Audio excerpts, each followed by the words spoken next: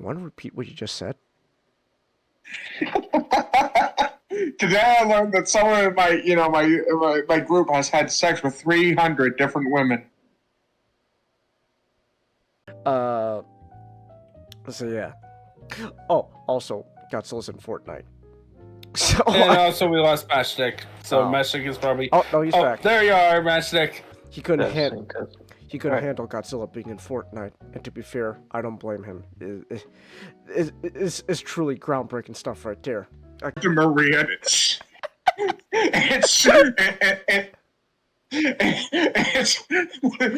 just oh man, I can't bear myself to finish that sentence. It's so dark. I'm not gonna lie.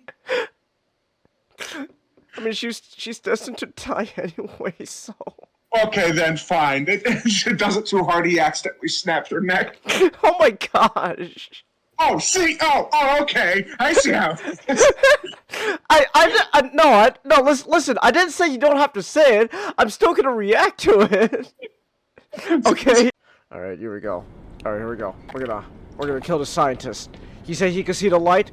It's a, you know what? Speaking of God and all that, time to send this guy to his maker. You're no better than those military buffoons. Damn right. I'm a wild card. Spooze. Please don't harm him. Robotnik is a Sonic. You could win this war right fucking now.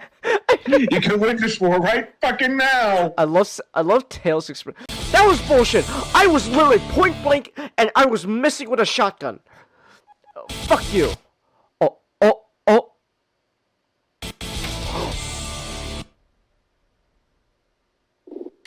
I soft-locked myself. Holy shit. Okay, go back all the way from here. How far back are we? Oh no, I've soft-locked myself to a point where I blew. Okay, I got. Is it you? I mean, I knew it was you. I can't sleep and. Oh! Huh? This is a big issue. What? What? Why is it starting off with such a weak start then? You'll never believe it, Changus, but this is pretty big. Oh my.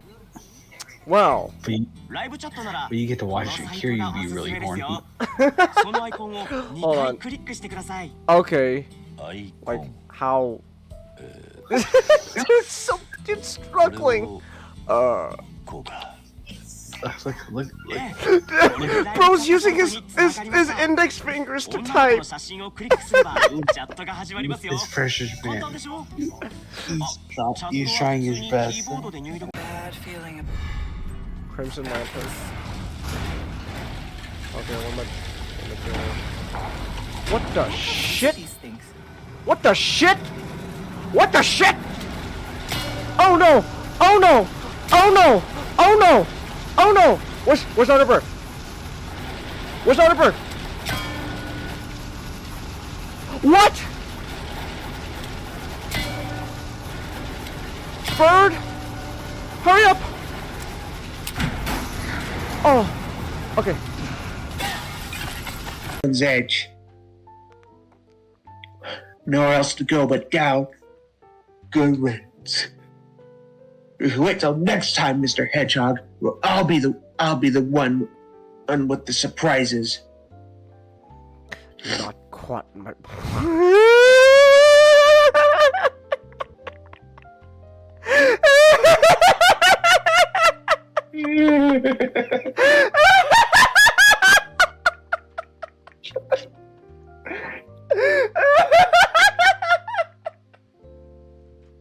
Oh. No table flips. That's true. A prowl is. Oh.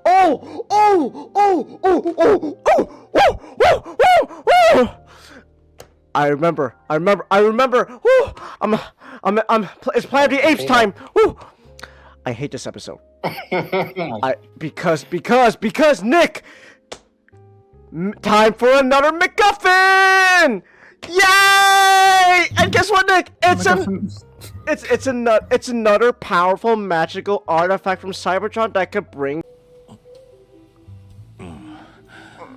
Hey, I was watching that. Don't worry, it'll be on next Christmas. Who knows when that'll be? What was that noise? Kurata-san, what are those noises? なんともっと見せてって打ってみてくださいもっと見せてワンダフォーこれは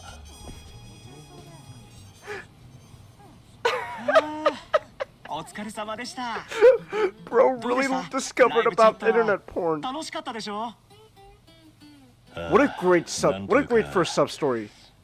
充実した Great start to the sub story. Oh my gosh. You know what? Give me a flash grenade. You won't say penis? Okay, this is against my better judgment. This is against my better judgment. This is against my better judgment. Alright. What do you want to say, Nick? Or what do you want to say, Nick? Chase. Why? Why? I had the idea that Optimus took Roller into bed.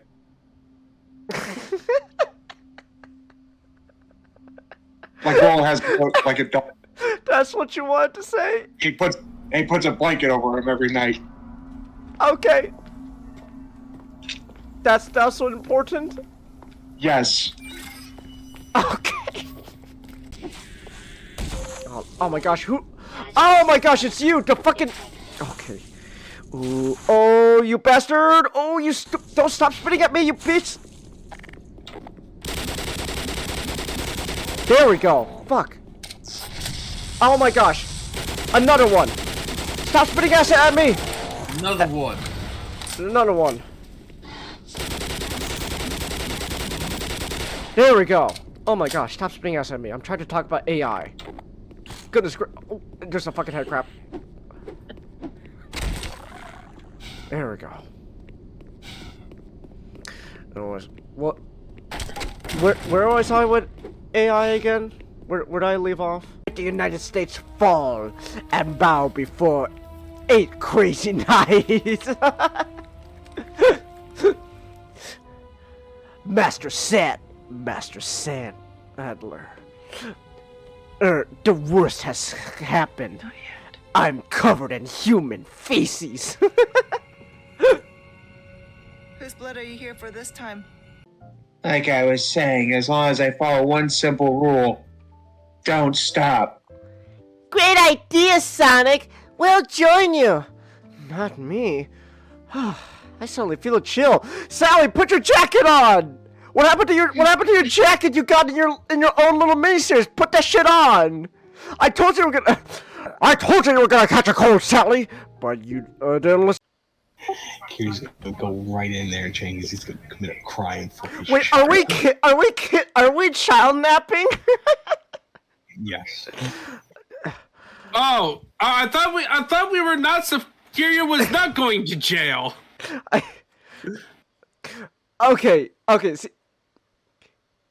Okay, see, I love Kiryu. He's great. But this Kiryu, I understand where you're coming from. But this is a terrible idea. This is actually a legit terrible idea, Kiryu. Stop. This is actually a terrible idea here. What are we doing?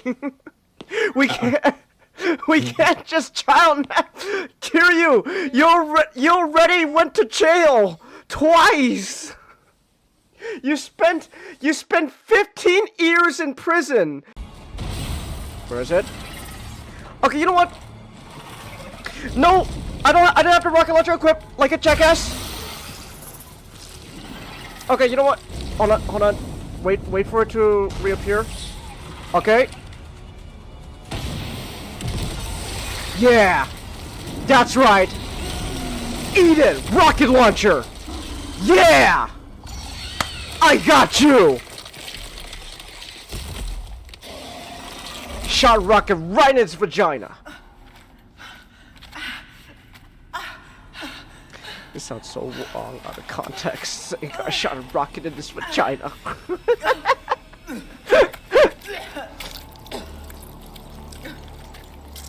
Oh! Ooh, I don't like that. You thought Knuckles was Cuban? Like Bob Marley? What, Chelsea? He's not. Bob Marley's not. You're evil! You're an irredeemable...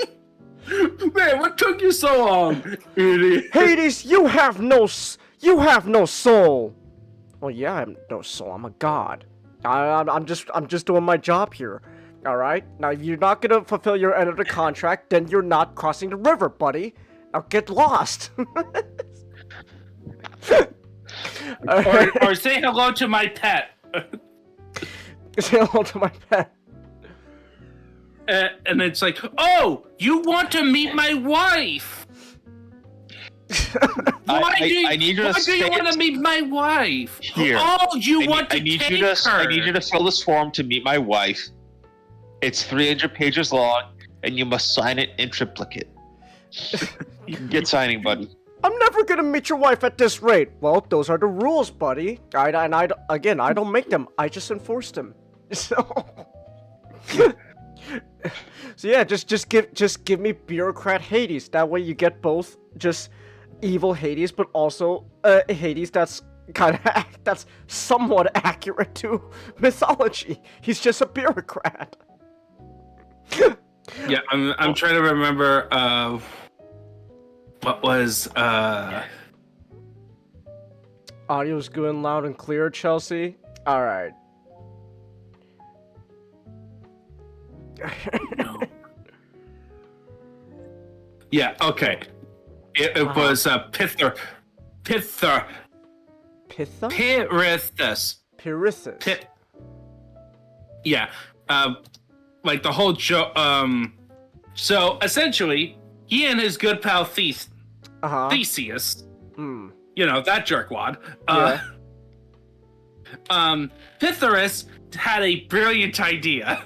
Oh, okay. It's like, I want to get myself a goddess. Mm. And Theseus is like, okay, we got good options. You can go with Aphrodite. We got plenty of local goddesses. You can pick all you want. I want Persephone. I want Persephone. Okay. Okay. Let's go to the underworld to see how this works out. Hades is there, of course. And, you know, he's on his desk. It's like, name. Pirithous. Okay. Where are you from? Oh, Athens. From the surface world. Okay. State your business. It turns out that... What? Wait, what? You want to meet with my wife? Why do you want to meet with my wife? Actually, my wife. Oh, you want to try to seduce her? Okay. Well, you see, currently Persephone is it since it's summertime near fall, so she has not returned yet. So you just sit down on this chair. all right. This bench. This bench. It's You're literally gonna wait for her there. It's just a waiting room. That's... Yeah, Gosh, and then they get trapped. They can't get out of the chair. And I'm telling you. Sometimes. Gosh, why don't... I just... You know what? Now I really like this idea. Oh, just it gets funnier. I really like the underworld just being a big office building. It's just... Alright, Yeah. This is the waiting room. Sit here. It gets funnier, Chengus. Uh-huh. So, get to sometime later. This guy named Heracles shows up. Uh-huh. Okay. Right. Here comes Because Heracles. he wants to get service for one of his deeds, right? Mm-hmm. Because, you know, the guy wants to kill him, so he thinks, oh, Hades would totally kill this guy. If not, the service will. And Heracles is like showing up. Name Heracles. Oh, I know you. How are you doing, my my nephew. How are you doing? Oh, you want to pick up Cerberus? Oh, good. He needed a walk for a while. Oh, what are those two? Oh, Theseus and Pytharis right there is... they're waiting for my wife for a very long time. You see, she's been real busy lately. Oh, you want to take them out? You can try. Oh, you got Theseus. Oh, too bad for his weight loss. Half of them got stuck in there. No. Do not pick up the other guy. Okay, but if Hades is just gonna be like an overworked like office worker, wouldn't you just treat Heracles coming down into Unreal like just, oh, great. Yes. Listen. No. Okay, here's the thing about Heracles. Listen, Heracles, buddy. It's great to see you and all. Like, you know, I miss you, but like I got like 5 minutes of break right now. Okay, let's just make this quick. Okay. Yeah, I need your dog, Uncle. You need my dog. Yeah. Okay, fine. Take him. Just bring him. Just remember to bring him back. Okay. Here's a contract. You have a lease for my dog for 1 month. He'll come back in the same condition he is in, or I get your eternal souls. Yes, Chelsea. Chelsea. I did say Heracles differently from Hercules. Heracles is with Greek with a K, and it's pronounced Heracles because he was named after Hera, and that was the Greek pronunciations, and then the Romans screwed it up. Those filthy but we English call them by the shit, you're Dutch. We of the Anglosphere say Hercules because I'm part Anglo. I have Dutch ancestry and from the British Isles. Hercules just sounds cool. I'm not gonna lie. Okay. Which part? I don't know. He doesn't know. The British Isles are pretty large. Not all of them are Anglos. I know I have some British. I have like from all over that island. So it might be okay, you might have some Scottish ancestry then. Like my mom's side of the family is Reitmeyer, so from my mom's. Yeah, that sounds pretty English. Yeah. So we look. You say Heracles to be accurate. I say Hercules because it's expedient. Hercules just sounds cooler. Yeah. Heracles sounds cooler. Well, plus matching onto something like does the Hercules just rolls off the tongue nicer.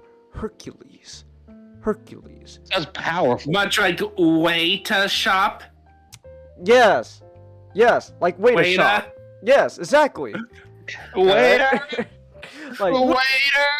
Waiter. Digital effects. I request a grammar police. A waiter. Disney Hercules got good music, Chelsea. Yeah, that's true. I like it. You know what? The law came, Zeus. You know what? If you're gonna do evil Hercules, there's only one evil Hercules, honestly. That gets a pass. He's just Hercules and Hades and Hercules is just so much fun. I like Hercules. So that's the funny thing is, Mythology Guy, the YouTuber who does like all mythology stuff, that's his favorite film, really despite the inaccuracies. The guy with the really shitty haircut? Yes. I can't watch him. Is the haircut really turning you off that much? Hold on. That's part of the reason. Let me see this. Hold on, I'm gonna look him up. What's the guy's name? What's the guy's name? The Mythology Guy. Mythology Guy? Hold on. Yeah. I'm looking up on YouTube right now. Let me see. Like his most popular video is him doing inaccuracies of Hercules, but it's also his favorite film. Oh, this guy. Oh, this guy. I've seen. Doesn't look too big now.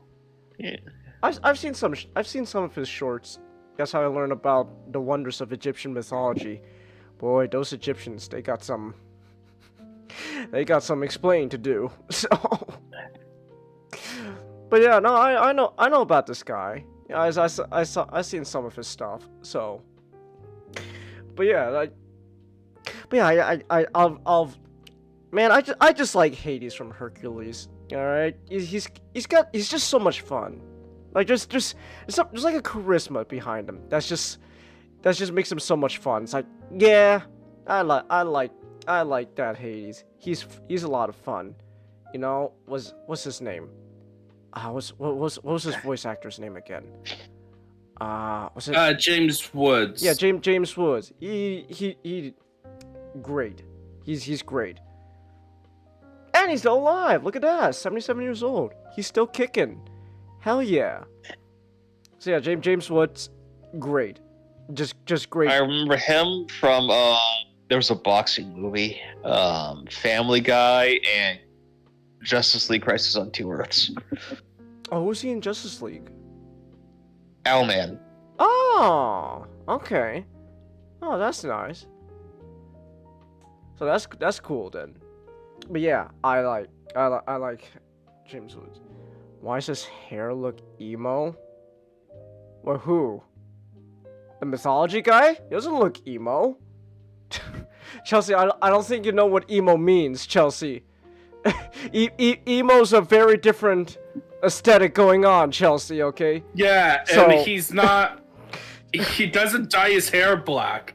Alright, so emo's... Digstown.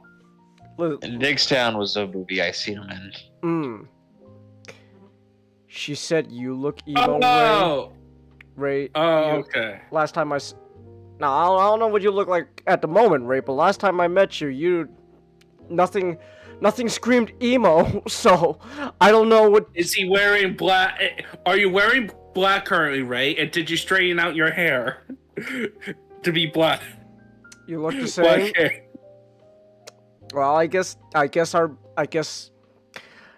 turns out we don't know what emo means after all. Damn. Black Wuhan thumbnail? His eyes covered up by his hair? That's just a. That's not emo. Covering. Having your bangs cover your eyes is not emo. Chelsea, I don't think you know what emo means, Chelsea. So You were saying that word. I don't think you know what that means. I don't think that's what you know what emo means, Chelsea. So Hello, Mr. the last one. not It's great to be here, Mr. Match. Excuse me, Mr. Stick. We're talking about how Hades should just be an office worker.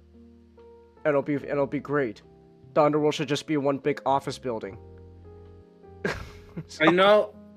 I think that was like one. I think it's Supernatural. Supernatural. A character. Yeah, in the show Supernatural, a character takes over hell, so he decided to make it the DMV.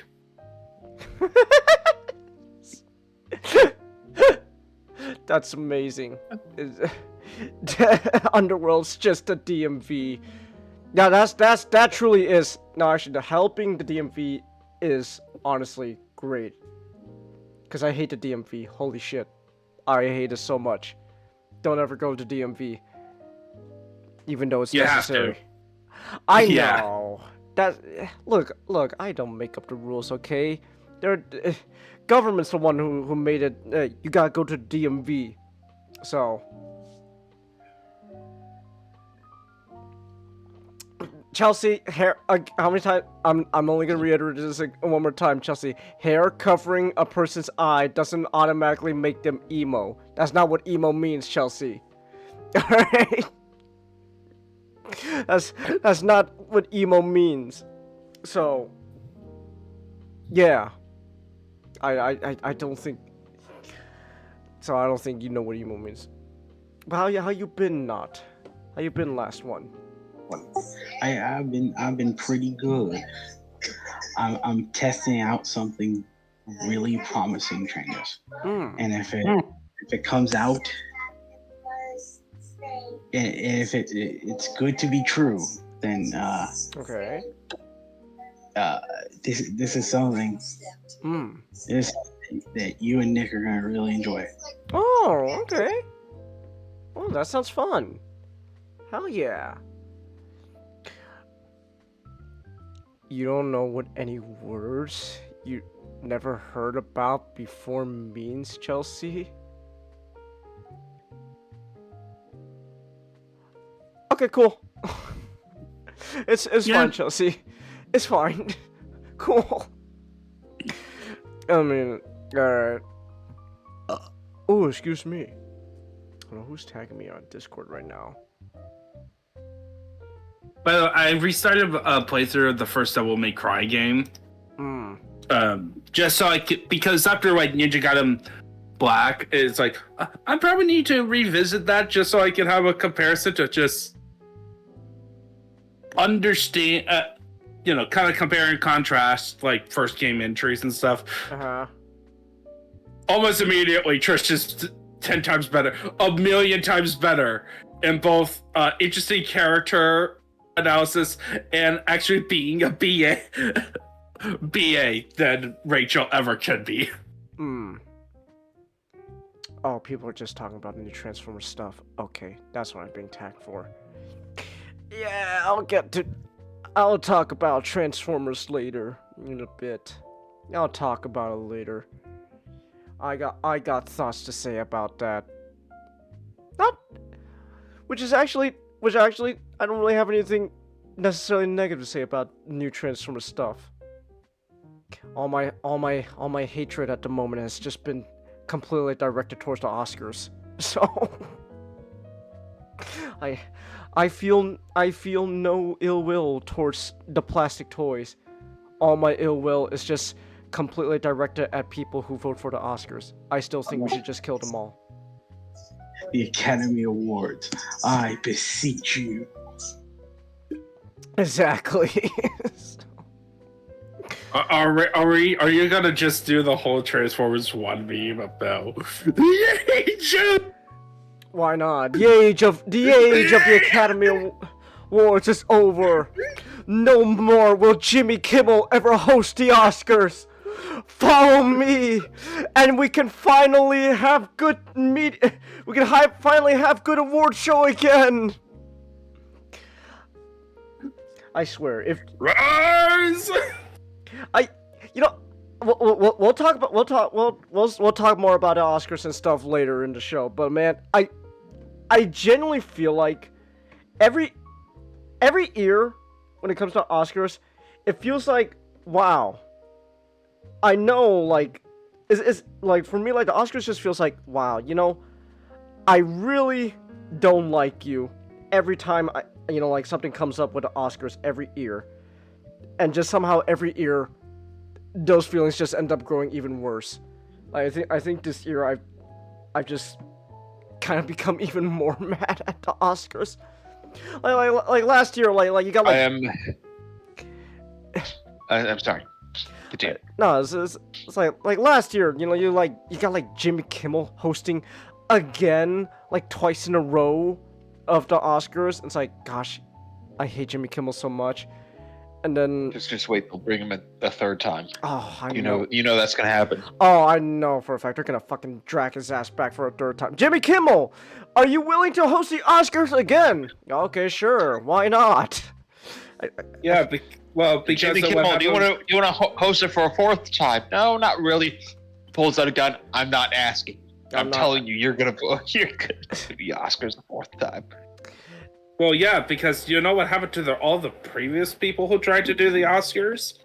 They kept on getting canceled and getting in trouble with the Academy because they are a bunch of. They should bring out Ricky Gervais and just have him mock the crowd that are in there. They did that. That wasn't them. That was the wasn't it the Golden Globes or something like that? Wasn't it? No, yeah, it was the Golden. I don't think it was the Golden Globe. Still, I don't think they're ever gonna have him host the Oscars after that. They're too much of a they're too big cowards. It's like he already mocked one award show.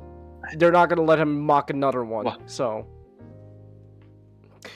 Who's Ricky Gervais, Chelsea? A comedian. A British comedian. He's a British comedian, Chelsea. Don't worry about it.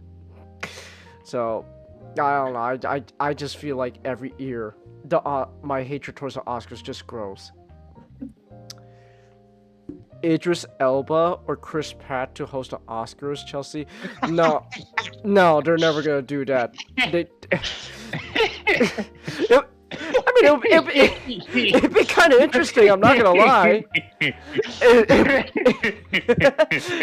It'd be really interesting. Okay, Idris Elba. Now go out there, host the Oscars. Put on the knuckles gloves. Okay. No, they need It's like Chris Pratt. It's Chris Pratt doing the Oscars. It's really funny. Oh no, they're never gonna let Chris Pratt host. They're never gonna let that. I know that. It's really funny because I know a lot of people don't like that he's in everything now. So it'd be really funny. It would be funny that like, oh, Chris Pratt's just in everything. We'll have him host the Oscars, but no, they're never gonna let him host the Oscars. Remember he believes in Jesus. Oh yeah, I can't do that. Yeah, he believes in Jesus, so that's a big no right there. Well, no, it's not so much if you believe in Jesus, if you publicly. If you're public about it, if you're publicly saying, yeah, I believe in Jesus, that's when they say, okay, that's a no, buddy. Don't do that. So yeah, we don't like you. You're not allowed to. You're supposed to keep that part quiet. So Don't you dare show your do like the salute the American flag with your child in your backyard. Exactly. Oh hey, Big Fish, what's up? We're talking shit about the Oscars at the moment. Well, we'll talk more about the Oscars later on in the show, but right now we're talking shit about the Oscars. I was listening to the soundtrack. I was like, wait, of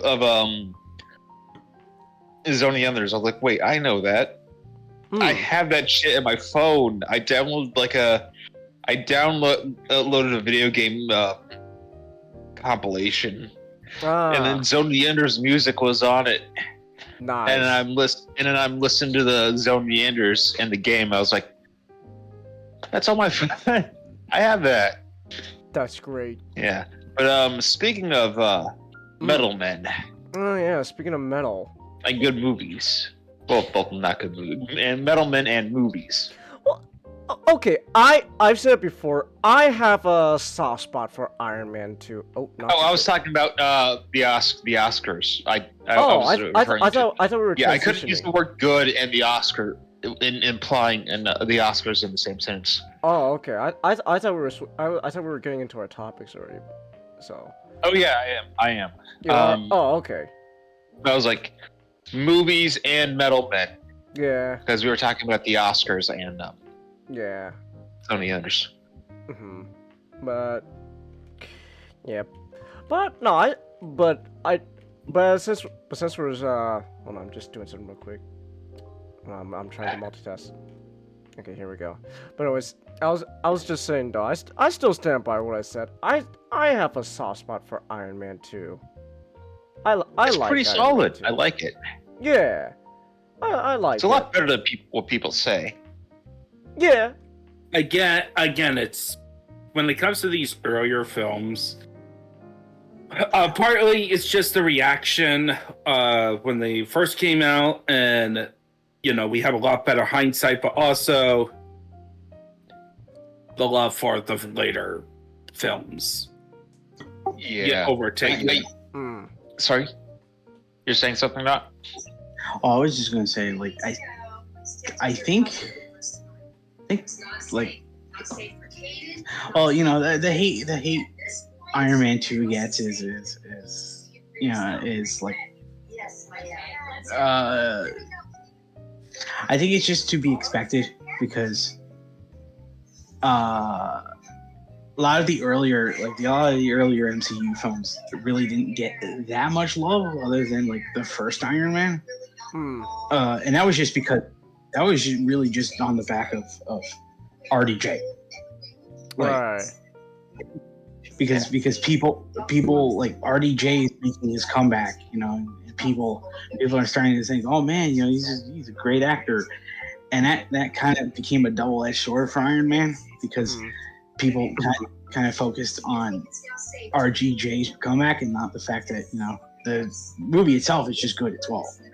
Like, yeah. Yeah, like all this phase one.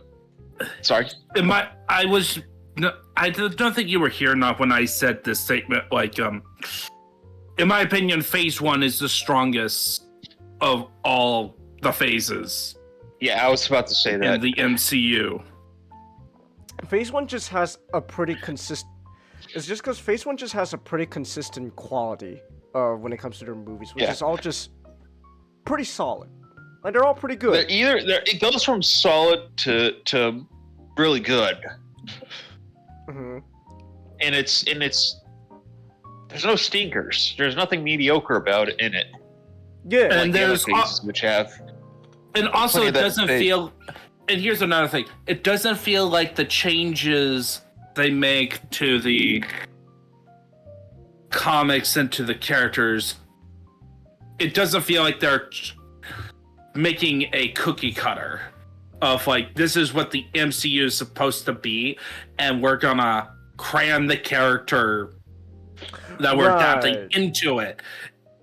As opposed, this one, they are allowed to, like the Iron Man films have a different feeling than the Thor film, and which is different from the Hulk film, which is different from the Captain America film, which then leads into a different taste when the Avengers films comes out. Yeah. Yeah, and I going back through it, it's like it's just no wonder it got so popular. It's just hit after hit after hit. Because we already talked about Iron Man and Hulk, they were good. Now we're on to Iron Man 2 and Thor. Yeah. Iron Man 2, I know less about the production about this one. But it's all about it's kind of a Iron Man 1 is exactly what you expect from an Iron Man origin story, like probably every single beat. Iron Man 2, it is the thing. I don't really know too much about Iron Man from the comics. Yeah, so essentially with the best... Okay, so here's... The best... Wait, hold on. Sorry. Hold on. What were you going to say, Magic? The best side, I know that they took some stuff from Demon from a Bottle for this one, certainly. Yeah, that's about where my knowledge is. It's not just that. Like, this is gonna be weird because recent rumors about Iron Man films, in there. They also took aspects from Armor Wars. Well, they kind of did it for each of them. Yeah. Because a lot of this is just Tony Stark trying to find the people who are taking shit from taking his technology and using it against other people, and then beating them up. Yeah, and like there's like a legal aspect, and this one is like a lot more heavy on like the drone. Well, this was 2010, so this would be what, like Obama's like third year. Technically, probably second. No, second year. Second year. Yeah, second. Okay. Like he gets elected at 2008, but he doesn't go into office until 2009. Right. Okay. Okay. So yeah, drones are like at around this time. You know, drones are really like in the like revolutionary technology and all that. So you know, drones, man. This is the future of warfare. But it wasn't like a major issue. No, but Enough. well, point is like, you know, like drones are becoming like a hot thing. So like you can obviously like, oh, you know, like we're gonna use drones to, you know, represent like, you know, the new age of warfare, and for, you know, that's why we need your technology, Tony. It wasn't a major issue, but it is a defining character moment of Tony.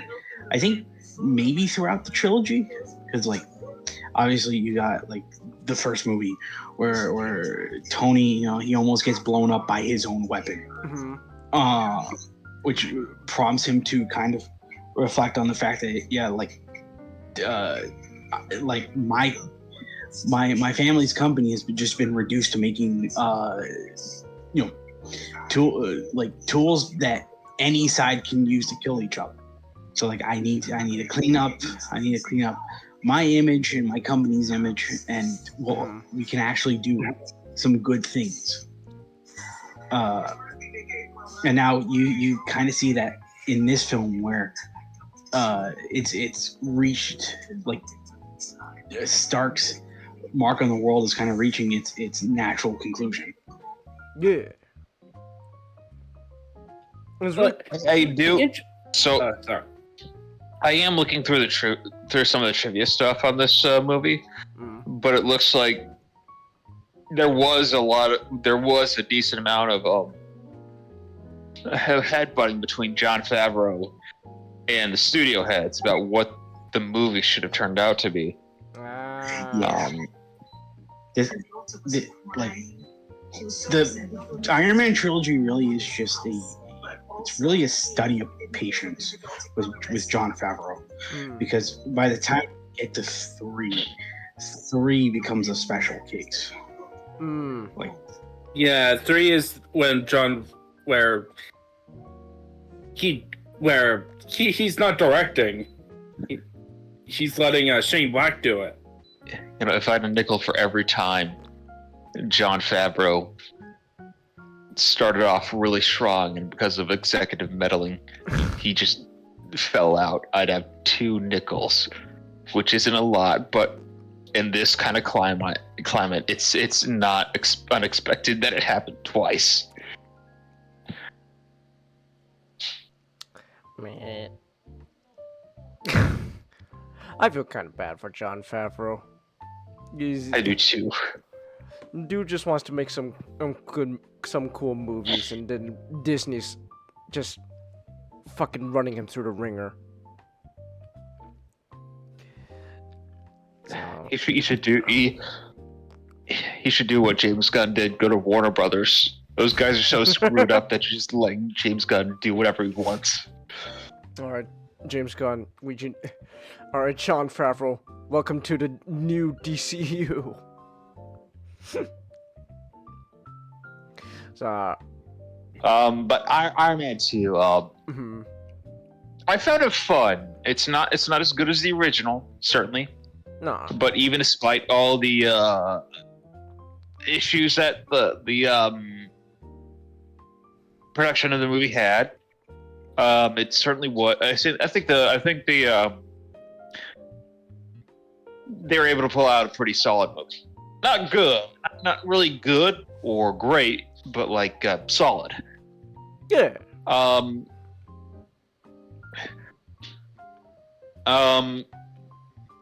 So I think I'll go with the cons first. I think the way that Cody. Oh, well, I mean, go watch Iron Man 2. That's the plot. Go watch Iron Man 2. Okay, what makes Iron Man 2 different from Iron Man 1? Other than, how do these comic storylines combine? What's the cocktail? Well, I've already said I don't know much about the comic storylines, but so Iron Man 2. All right, the plot is that Tony Stark is dying from his the materials used in his arc reactor, which is also saving his life. Yeah. And so he gets sort of what the word for a lack of caring for a situation, which when he's forced to encounter, he's also dealing with legal assaults by the U.S. government, and to try to get the Iron Man armor, which he is battling back. But when Whiplash shows up, they're even more like, "Hey, you're not supposed to have that."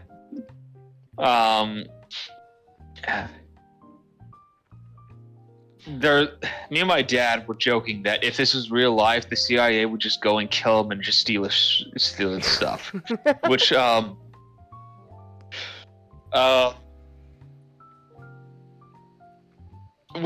they don't kill him, but I mean, the government did steal his stuff at the end of the day, so... Yeah, I was about to get... But because of Tony's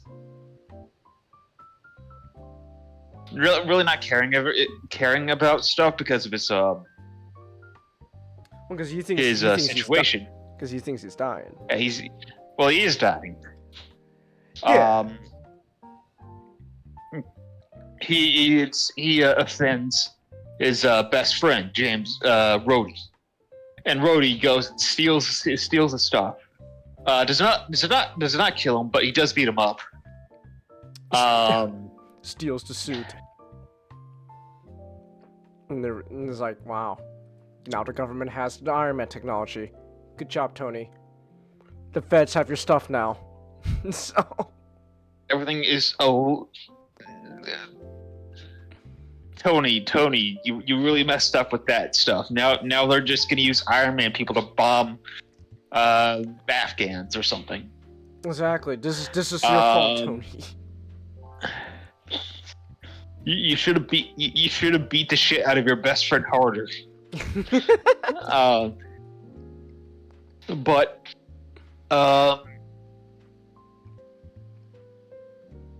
at the end of it, Ivan Vanko teams up with, I don't really want to go beat for beat through the storyline, so I'll stop now. But what I liked about the movie is, well, for one thing, the action scenes are really fun. They still got that. They got my man Gendy. Especially the last one. Pardon? They got my man Gendy Tartakovsky storyboarding. Really? Yeah. Well, shit. No wonder it was so good. Yeah, that that whole fight in like the park area with Tony and Rhodey versus like the drones. That was Gendy storyboarding. Yeah. Oh shit. Yeah. Okay. No wonder it's so good. Did you do any of the other fights? I don't know. That's like the one thing I know for sure he worked on was that whole sequence. Because if he was doing the fight against Whiplash in the beginning, it probably would have been better. Because it was just him, Tony, just taking the whip, the electric whip, and just pounding on Ivan Vanko. For Whiplash, I do kind of wish they gave him red armor at the end, just to have him beat Crimson Dynamo at the end of it. But they don't. They did a weird fusion with those two characters. I don't know enough about, the two separate characters they made into Ivan from the comics, so... They're two totally separate characters. Right. Like there's even a female Whiplash that was used. I think. But yeah, I just don't know enough about comic Whiplash. Only thing I know about Crimson Dynamo from the comics is I love those gears on his shoulders. They're really goofy, but in like a very charming way. I love it. Keep the gears, please. I love it. So. Dude, Do any of those villains show up in Armored Adventures, Matchstick? Yeah. Whiplash does show up. What about Crimson Dynamo and Whiplash both show up. Oh, okay. Yeah. So Crimson Dynamo in it was a space astronaut suit that, due to issues, had to be left in a deep space. And the guy comes back and is on a rampage trying to find the people who abandoned him and kill them. Okay. And because it's a deep space armor, it's really tough for Tony to beat. Okay. And then Whiplash is he is just kind of a souped up mook, but he's a really cool looking souped up mook. Oh, that's a pretty cool Whiplash design. Nice. So that's cool. Yeah, other than that, I don't know much about those characters from the comics. So yeah, we also get and again, the action is just really great in this because the we get it really makes me miss the suit ups that they have in the suit ups in the original Iron Man's Phase 1 stuff are the best. We got like a suitcase with the Silver Centurion armor. Makes it look so cool. But we talked about it. We were talking about this before when we were talking about like the first Iron Man movie, like the whole like the nanotechnology stuff for Tony and like Endgame and all that does feel like a logical progression, but it does, you know, like at the same time, it's just so unsatisfying. You do lose that like that satisfactory feeling. Oh, that's a really cool sequence. So he's gearing up. Butt is about to be kicked. Yeah. So it's not as visually cool. Yeah. Not to mention, it's a bit of build up. Yeah. You know, Iron Man having a bit slower sort of. It's like, having his armor being equipped on him. Yeah, it's like really cool to see. It's like in like a mecha anime, you know, like oh my gosh, like you know, watching Gao goes, oh my gosh, the machines are combining, whoa! Like it's not as satisfactory as like just there it is now. Okay. And he's out of his armor, and now he's in his armor. It is kind of a shame that like. From the first movie to the second, that like because in the first movie that suit was real. Hey, we talking about Iron Man. That nice. Yeah. Yes. That suit was real, and like a lot of the effects were done in CG, so it was a combination of practical and CGI. Yeah. And what suit we're talking about? The Iron Man suit? Well, we're talking about behind the scenes. In the first Iron Man, the suit was a practical it was that Robert Downey Jr. wore around. Yeah, it was. Stan Winston. Yeah. Yeah. And here it really kind of just shows off like just full CGI. So from what I do understand, like some shots from what I understand, for some shots it seems more like they have like, you know, like a top half. For like some stuff they have like a top half of like a practical suit to wear, but it's never like a full on thing. And then like and then other times it's just them wearing like a mocap suit. Yeah. Like I'm not decrying this as a bad thing. No. This is actually really the example. This is actually really an example of what made CGI great in the 2000s to begin with. Is a lot of this, you know, it's the natural step up from practical, and that there's still something there tangible that is needed. It's sort of the perfect mix where the CGI is, where there's practical stuff, but the CGI is there where it's needed, and it be able to uplift the practical. Yeah. Well, like, so I do want to put in another aspect, not just not just the visual aspects when it comes to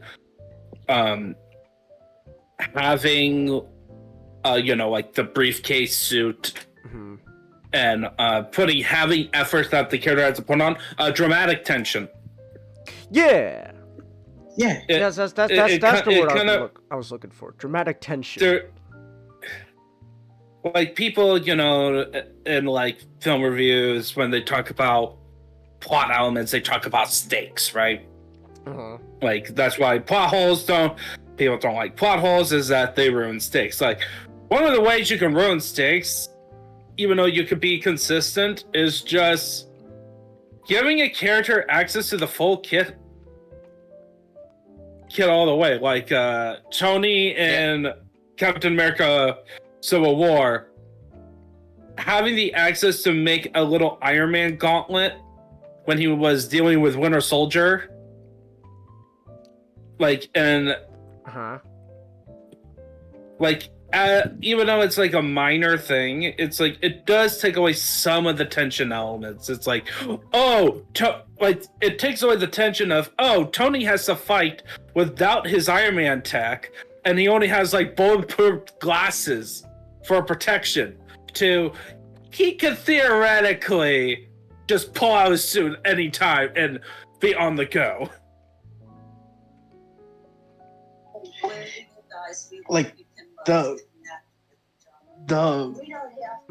suitcase, oddly enough, kind of makes the suit more impressive than like the nanomachines. Because Tony without the suit, he's a sitting duck. He has like a villain is chasing him down, so he needs to suit up, but he can't do it really quickly. So like it's it is just that tension of, oh man, is he gonna get, is he going to assemble the parts quick enough to save the day, or to begin the fight. It's yeah. So I bet those onlookers got their money's worth being able to see a superhero fight. Yeah, I sure hope they did. But anyways, considering they're French, considering a lot of them are perfectly French, like I expected there in three not so metal man fighting.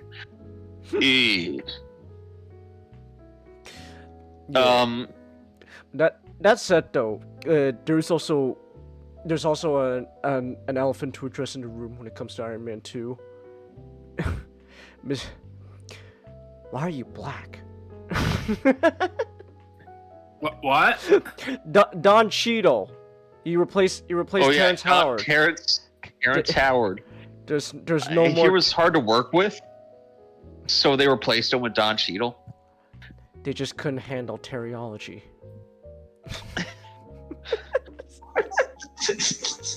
I still love teriology. You see. If 1 × 1 if equals 2. if Colonel James Rhodes was able to use teriology, he would have an Iron Man suit by himself, no Tony Stark help whatsoever. Overnight. And he wouldn't be replaced by a Skrull. Nope. They would have found the Skrull before he was replaced. Tony, you're no wonder why your suits keep getting beat up. You're not using teriology. 1 × 1 does equal 2, according to Terrence Howard.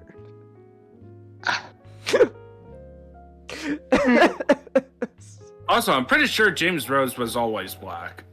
Yeah. But he got blacker. He got blacker. Okay. No, but I That's just what you meant. But it's just kind of funny that like they just replaced Terrence Howard with Don Cheadle, and there's just no explanation whatsoever. Just Don Cheadle's War Machine. Okay. Man, remember when they can just do that? They could just recast an actor instead of just throw away their plans halfway through. Yeah, it seems like. No, man. don't know what you're talking about. Millions of dollars to Robert Downey Jr. to play Doctor Doom.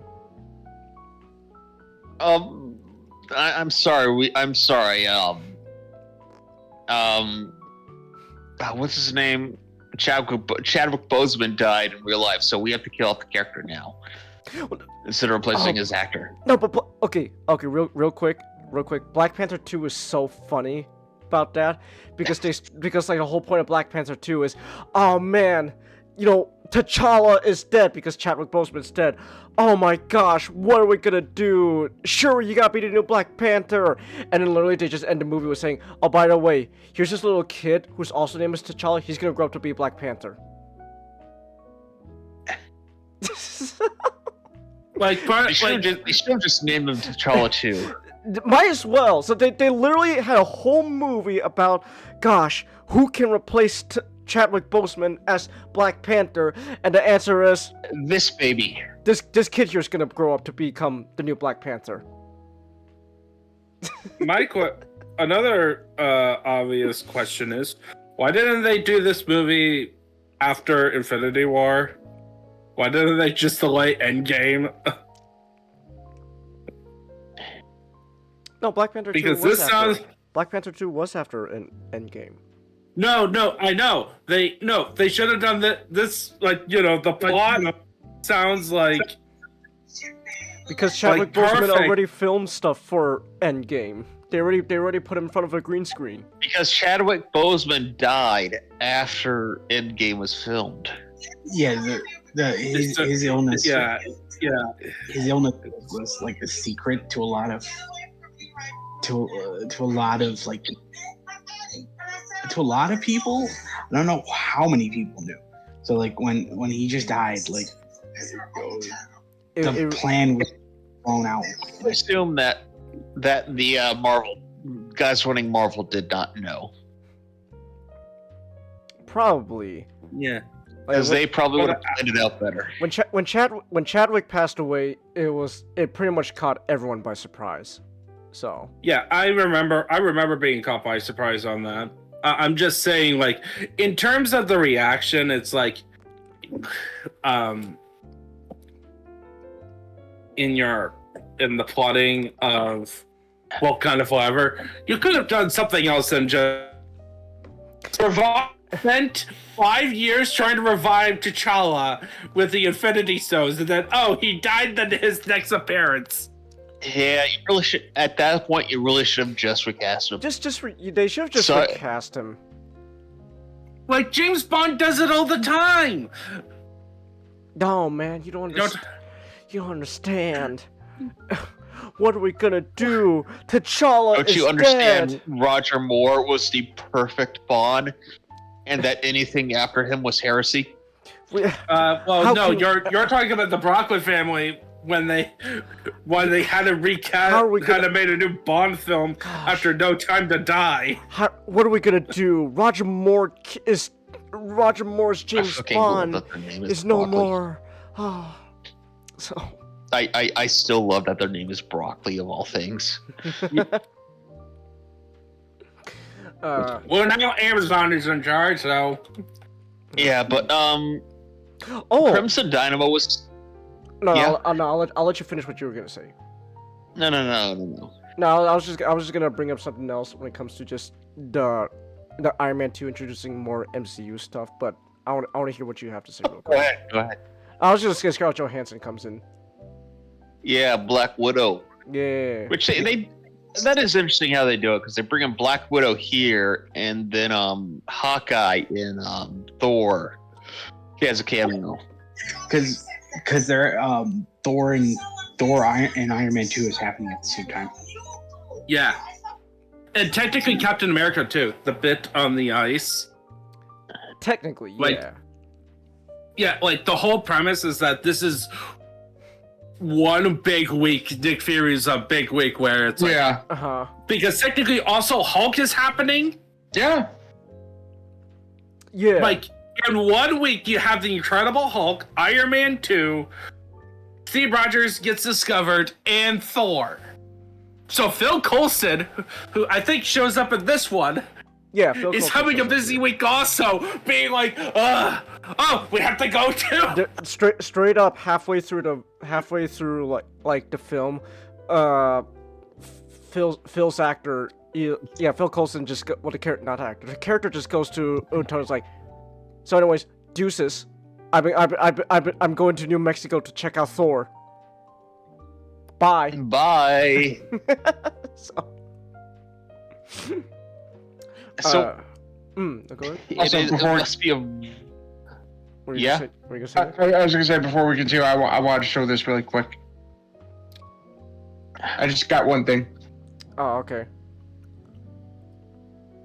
Oh shit! Rampage. Yeah, Wait, third party Rampage. Oh, third party.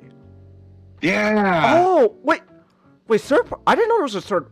I thought that's like the comic exclusive version, the convention exclusive. No, it's not. It's a third party. Hold on, I'm looking this up. $30. Really? Wait, hold on. Yeah. APC Toys Bossy Flame. Oh, wow. Yeah. Oh. Man, I want Rampage. You can get him. He was 30 when I got him. Okay. All right then. He was on Amazon. Oh. Okay. We need real quick. We need to come up with more stuff with Rampage for Express. So. I know. But anyways, what was I gonna say? One thing I do like about Iron Man 2, and this is just kind of something they just kind of do somewhat keep mostly consistent throughout the MCU, is how this all continues on Tony's whole character about wanting to about essentially leaving behind a better legacy, wanting to leave behind a better world and all that. Even though he gets misguided and all that later on and stuff, but the point was he wants to leave a better world, a better legacy. There's in a sense, not really, but somewhat of a dark secret of his dad's legacy comes in, and that's now his legacy when it comes to Ivan, Whiplash coming in and trying to screw up everything, and then on the whole thing with Sam Rockwell as Justin Hammer. I know, Sam Rockwell. But just Justin Hammer wanting to also get his grubby little fingers on Iron Man technology and all that. So it's just really neat how all Iron Man stuff really just kind of comes down to basically it's like Tony wanting to leave behind a better legacy, but just demons from him and his dad's past keep coming up and trying to tear down everything.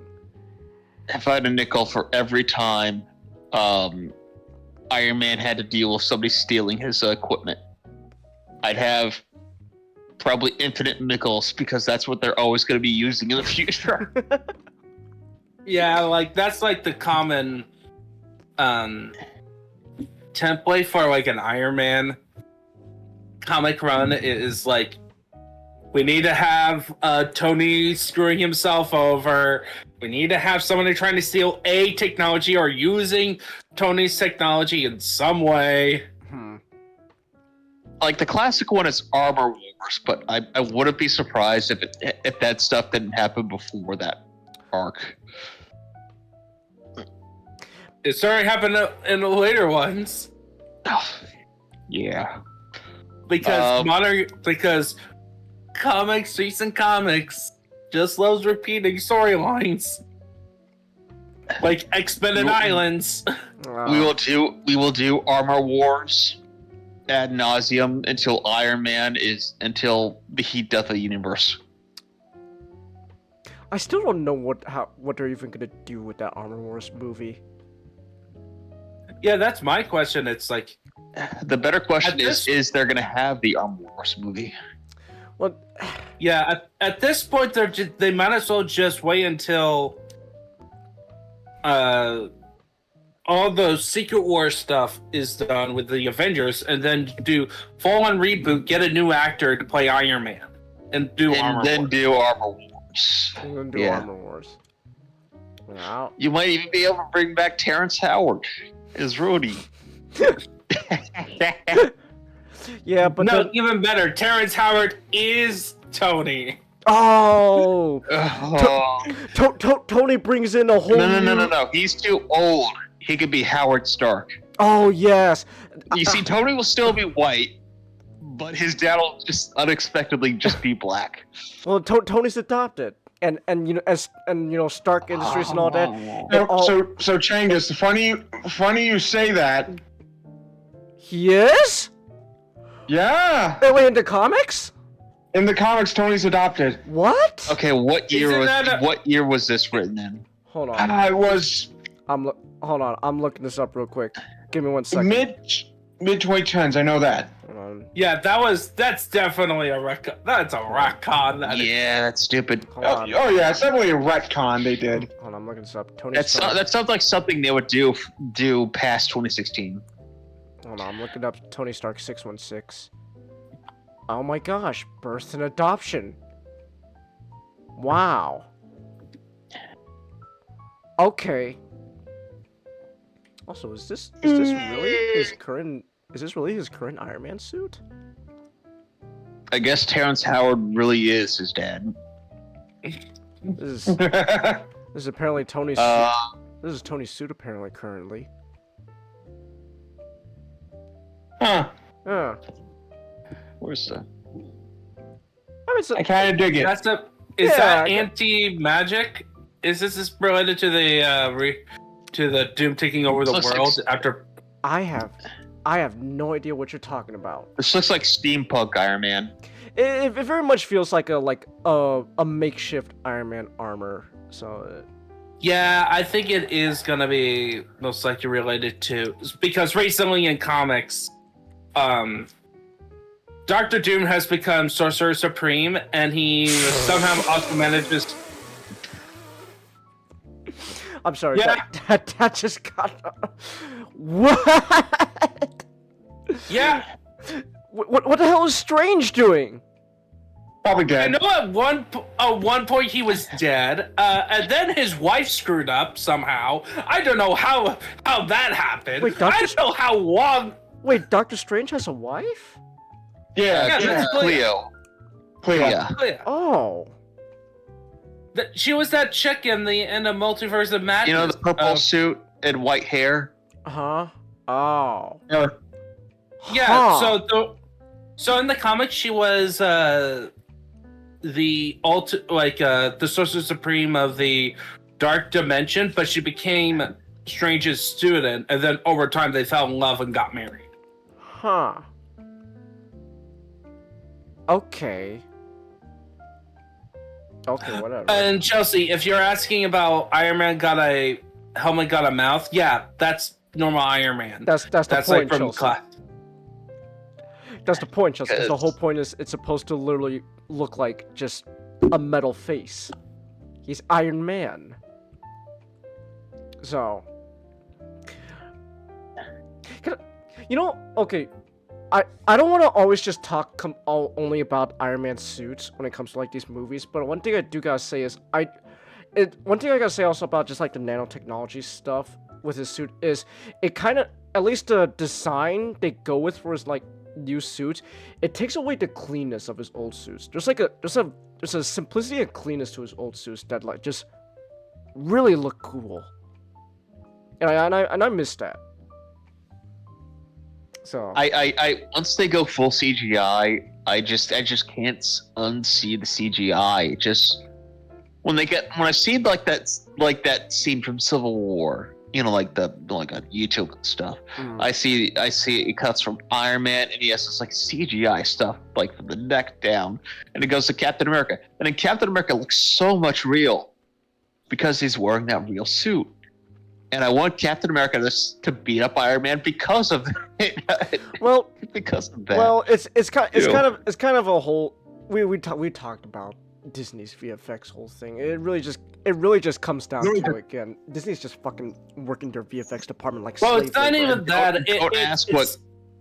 Don't ask Kevin Feige what he does in the VFX department. Kevin. That's Kevin Feige whooping the VFX people. Well, yeah, but it's VFX faster.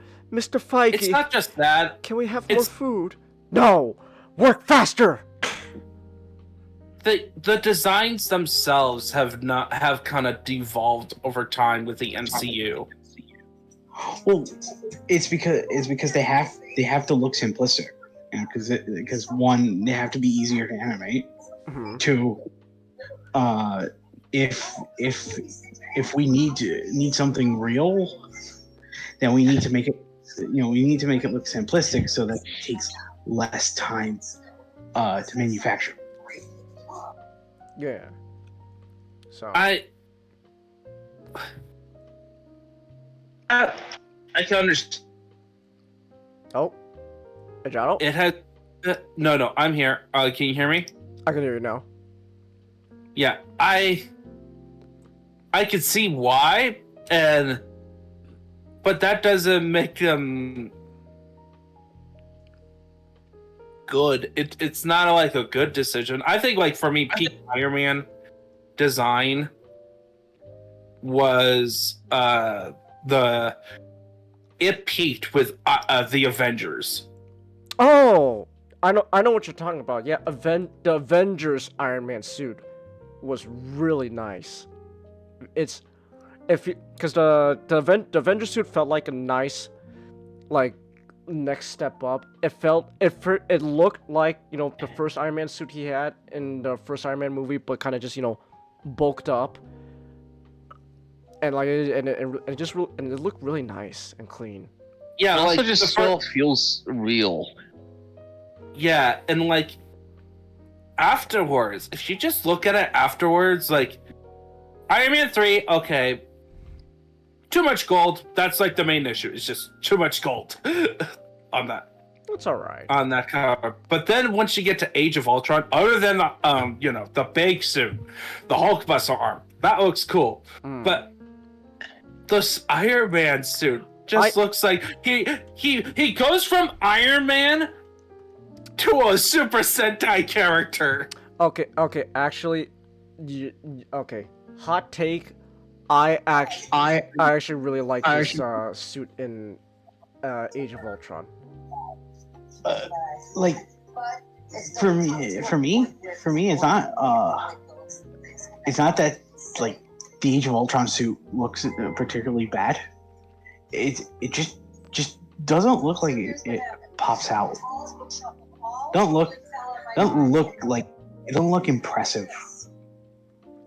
I don't know. I like the Endgame one because it has like the classic colors. Well, again, Endgame 1's clearly supposed to homage to classic suit. I don't know. Yeah. I don't know. I have a soft spot for Age of Ultron suit. Holy shit! We were supposed to be talking about Iron Man 2. That's true.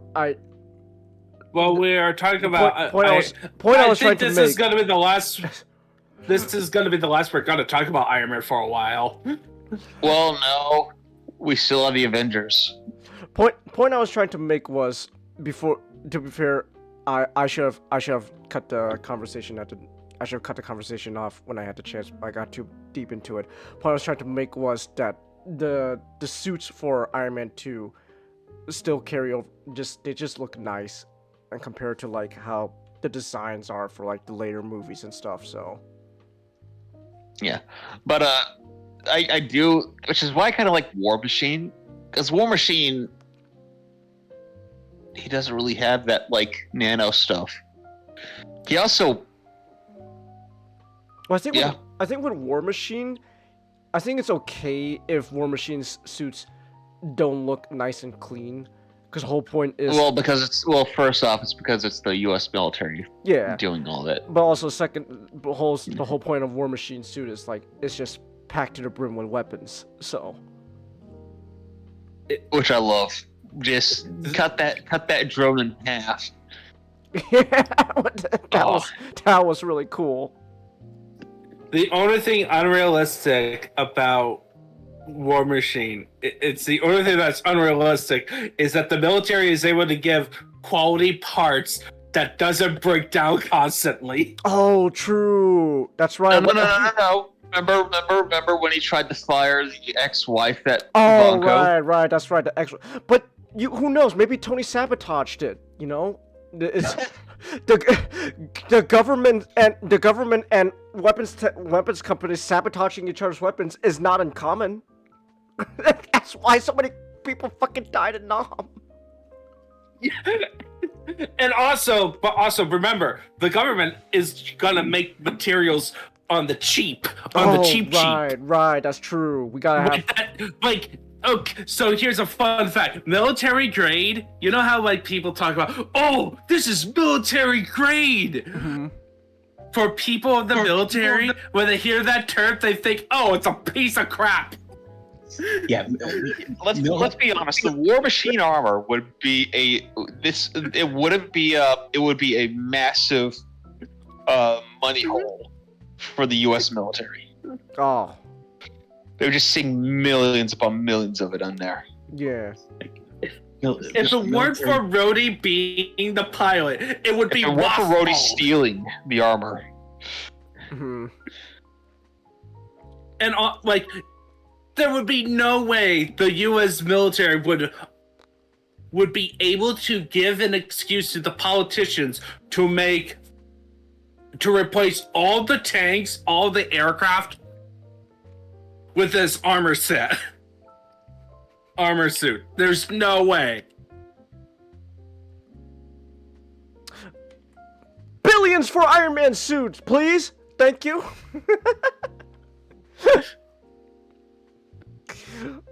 But anyways, we've been talking for like almost an hour and a half now about just Iron Man 2, and most of it's Let's get to Thor then.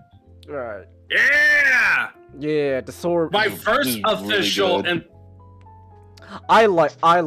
I do love the first Thor movie. Kenneth Branagh. He's directing it, and I think he's a pretty cool director. So He does add a very Shakespearean element to it. yeah, because they got a Shakespeare a director and actor. Also, Genghis, the card. oh, The right, card. right. Here we go. Thor. But yeah, I like the first Thor movie. It's very nice. Oh. Oh, what are you gonna say? Angelo? I was about to say, so Mashik, what's the premise? What's the premise for more than a decade old movie? Thor gets in trouble with his daddy. His daddy sends him to Earth to learn humility. Thor learns humility by beating up his brother. The end. Nice. And remember also, romantic weekend.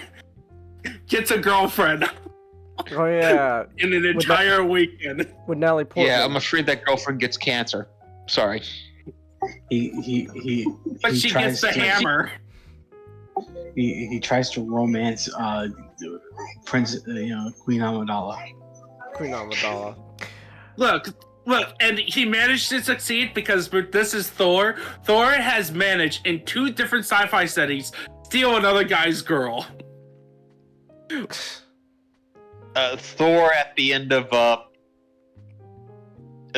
Thor after becoming king, talking to Padme. I have brought safety and security to my new empire. Your new empire. Your new empire. But anyways, Thor. I like the first Thor movie. You know, I also want to say, I think also just another thing when it comes to like, I think what helps just the nice, just, consistent quality of just solidness when it comes to the Phase 1 movies is just, most of them are just very simple premises. Yeah. Like, like Iron Man 2 is a little more, it adds a little more to Iron Man 1, but it's still just, you know, Tony having to deal with demons from the past. Thor is just a story about him having to learn to be essentially a better man. You know, Hulk is probably the most, you know, not simplistic out of all these movies. Well, that's just because it's But that's Hulk. because Hulk is a very complex character. Exactly. Yeah, I would say it's even pretty simple. You know, it's Bruce Banner on the run, trying to figure out a way to stop Hulk from existing. Yeah, and then and then Captain America is just a nice World War II movie. yeah, and also it has like the themes are easy. Yeah. Like the films were purposely developed by the themes. Like Hulk is about controlling your anger, like embracing the monster and learning how to control him. Iron Man is about Iron Man 1 is about changing your ways. It's about repentance. Iron Man 2 is about doing with legacy of your own past, but also wanting to leave behind a legacy. The first Captain America film is about heroism and what it means to be a hero, even though you are the most unlikely person. Anyone could be a hero. I love Captain America. Guess which is my favorite MCU film? Captain America. Individual heroes, first Avengers. For team, the first Avengers film. Those two. Yeah, I love First Avenger, but well, that's another time. But yeah. Thor is about learning humility. Yeah, Because Thor, I'm gonna fight all the frost giants by myself. I'm gonna cause a war. Yeah, but I really liked Thor. Thor's. I feel like also just for me, a lot of the Phase 1 movies really is just kind of interesting because for me it kind of is, I kind of can't help but just kind of see how we go from that to, you know, the later movies, especially Thor. The Thor movies have just been struggling, like either critically or financially. It goes. Thor is like zigzagging. Like a lot. Like Thor, like the first Thor movie is really solid. I don't really remember much from Dark World, to be honest, but I know it was not. Universally, it's like hailed as one of the weakest MCU movies and pretty mediocre. Yeah. So then, because of the failure of Dark World, like critically and financially, Chris Hemsworth wanted to like shake things up with Thor. That's why Ragnarok was the way it was, because they wanted like something like a completely drastic brand new flavor to Thor movies going forward. And then for a while it worked. I'm like the only guy here out of you guys that still likes Ragnarok. And then Love and Thunder is just fucking god awful. They say Dark World's the worst MCU movie. Love and Thunder is right there. Goodness. And I don't think Dark World is that bad. Again, it's been a while since I've seen Dark World, so. Dark World's problem is it was the cancer spreading. You know, it is like Alan Taylor always kind of like he always said like he was dissatisfied by the film because Marvel kept asking him to make changes. So like that was just like the work of a man being stomped on. Love and Thunder is the work of a man who needed a leash. Well, yeah. Like, I think the success, honestly, for for Ragnarok is not because of the change in. It's not the change in tone, and that was the success. It was part of the high of like phase 3. Phase 3 is like the high point that like everyone was expecting to watch the next Marvel film. I guess. I guess. It was part of that high, and then also you got that. It was still. I still remember the time when I saw that trailer, where it's like, oh, it has like this cool '80s flair to it, and then like so for some people, it reminds them of Guardians of the Galaxy. That is true. That's true. It's like it's not necessarily the story that was told and the premise that it was exploring, and maybe the tone helped a bit. But it also doesn't help that they combined that with Planet Hulk. I know how you guys feel about Planet Hulk and all. Again, I'm like the only guy here who liked Ragnarok, so. But I understand your guys' opinions on it and all that. But it's just kind of interesting how all this was because like how what was the reception for the first Thor movie? It wasn't negative, but it was. Yeah, it was very because like I don't know how many people watch.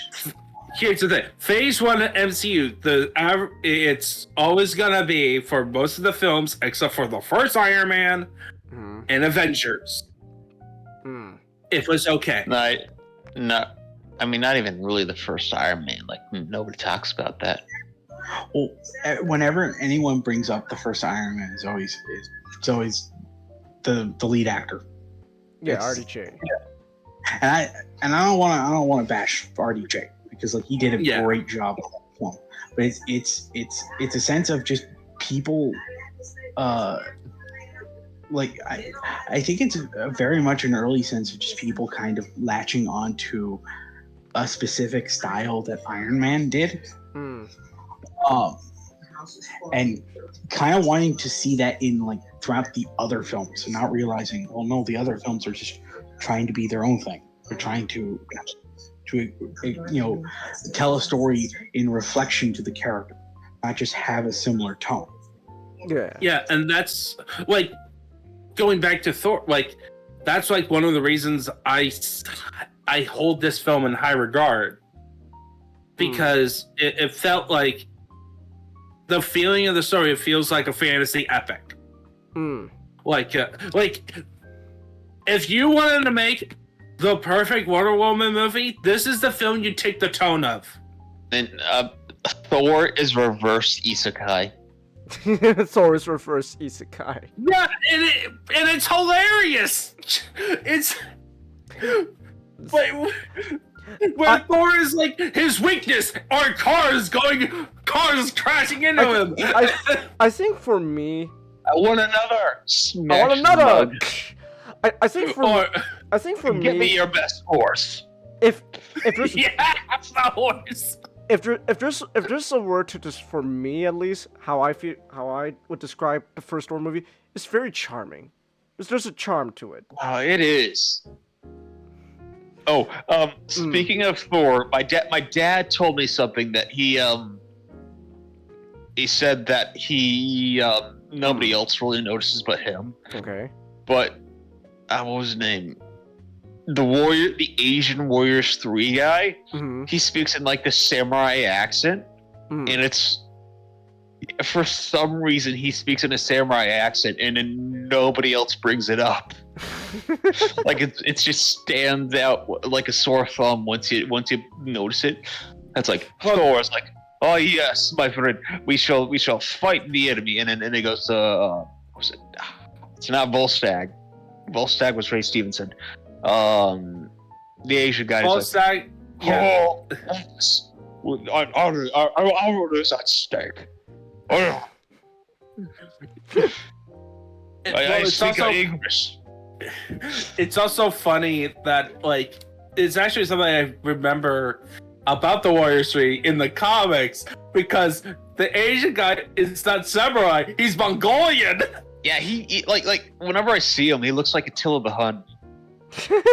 Tell it on. No explanation. Now all of China will know about I never you. I never really thought about it. I never really thought about, hey, wait, why is this guy here? I always thought, oh yeah, he's part of Asgard. Oh, also, Thor. I guess you could also say Thor was also the beginning of a rabbit hole of girls thirsting over Tom Hiddleston. This is a film that No, that'd be the Avengers. Like, how about those newbies? Like, how about these new guys? Tom Hiddleston and Chris Hemsworth. And now, another thirst trap for Loki, please! Smashes the phone on the ground. So... Well, and also Chris Hemsworth, you must be shirtless again! Chris Hemsworth, you must be shirtless again. Chris Hemsworth, I hope you return as Orion. I don't remember him being shirtless in the movie. I think... No, he was on a regular t-shirt. He was fighting in the rain. Oh, I remember. Yeah, that scene where Yeah, where he's trying to lift a hammer. Kat Dennings was making comments about him. Yeah. Man, the double standard. They also I can't believe it. What? No, I was just making a joke about Thor and the wet tight shirt. The double standards. My goodness. So. Yeah, but they also do some stuff with Shield in here, where it's pretty well integrated. Got Coulson. Everybody likes Coulson, and he also got Hawkeye, which I like Hawkeye, but I think he should have had a little bit more than what they gave him. Well, like he just kind of showed up and left. I think it's perfectly fine for Hawkeye there. It's just I would like to at least fire the bow at minimum. It was just a nice cameo. It really is like around like the time of like Endgame, where it's like, why are you not in a costume, buddy? What's going on? Yeah, that's annoying. That was annoying with Hawkeye. It's like, why are you still in the ultimate outfit? I want you with the silly outfit. You must put on the silly costume. I want the circus performer Archer outfit. Give me that.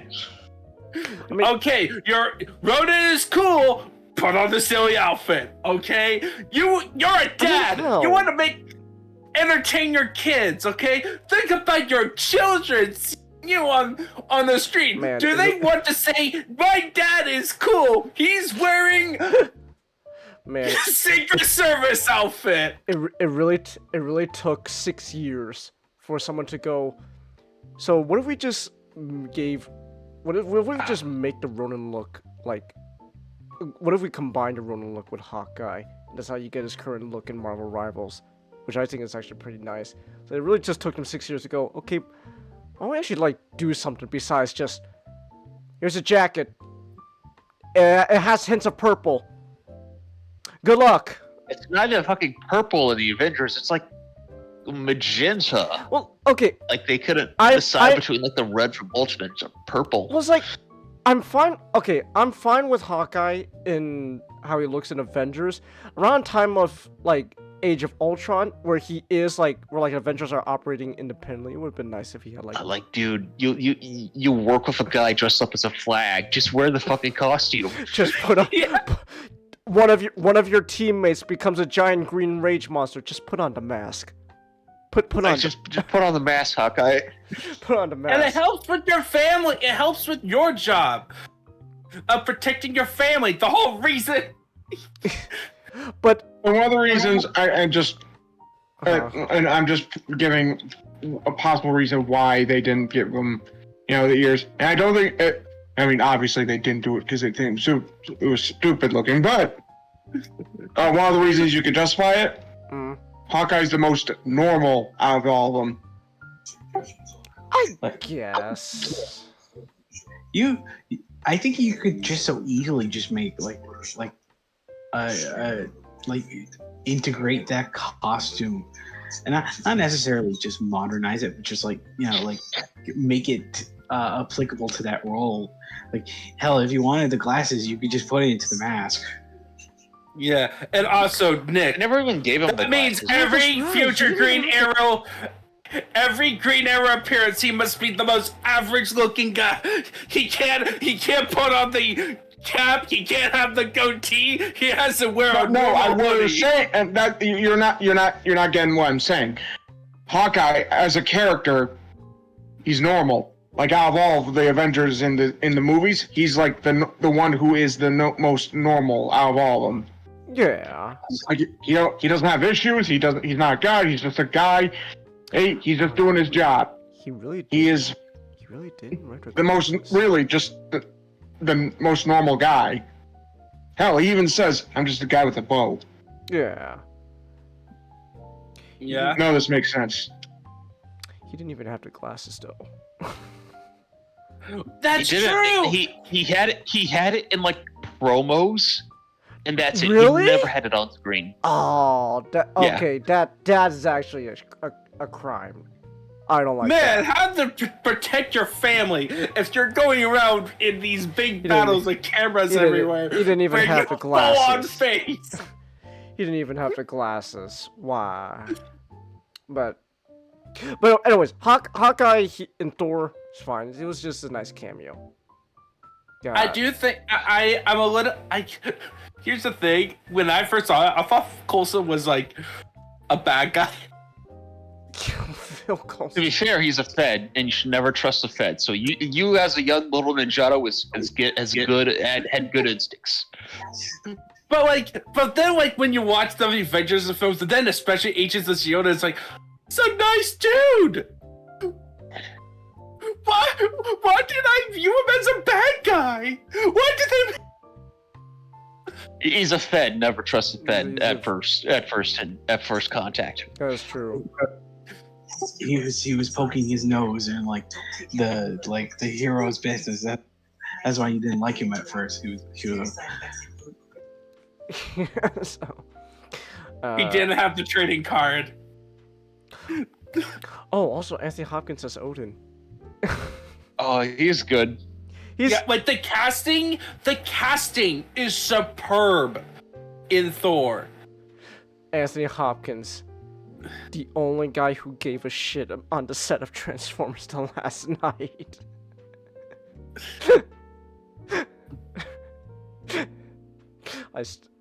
He never gave a shit, but he was just being a professional. I still love how he dies in Transformers. It's so funny. Just How did he die? Megatron shoots him, and Anthony Hopkins is just literally like flying in the air while the aspect ratio is changing every frame. It's so fun. Yeah, but yeah, like you got Idris Elba. Idris Elba. Idris Elba. as Sorry, Heimdall. sleepy brain. As Heimdall? Which Yeah, it's a blackwashing, but I like Idris Elba, so it's the best. yeah, it's Idris Elba. Like you can't complain. I think it's rather funny that they got Idris Elba to play Heimdall, who was portrayed, was often just referred to in many iterations of his character as the most whitest looking Aesir. Also, It'd be you make funny him a if black you guy. gave him, What like- guy we give him? Make him the bellhop. Sonic. You know what they should Why- have done is that they should have had makeup on it, Idris Elba, to make him albino. There you go. He could be white and black at the same time.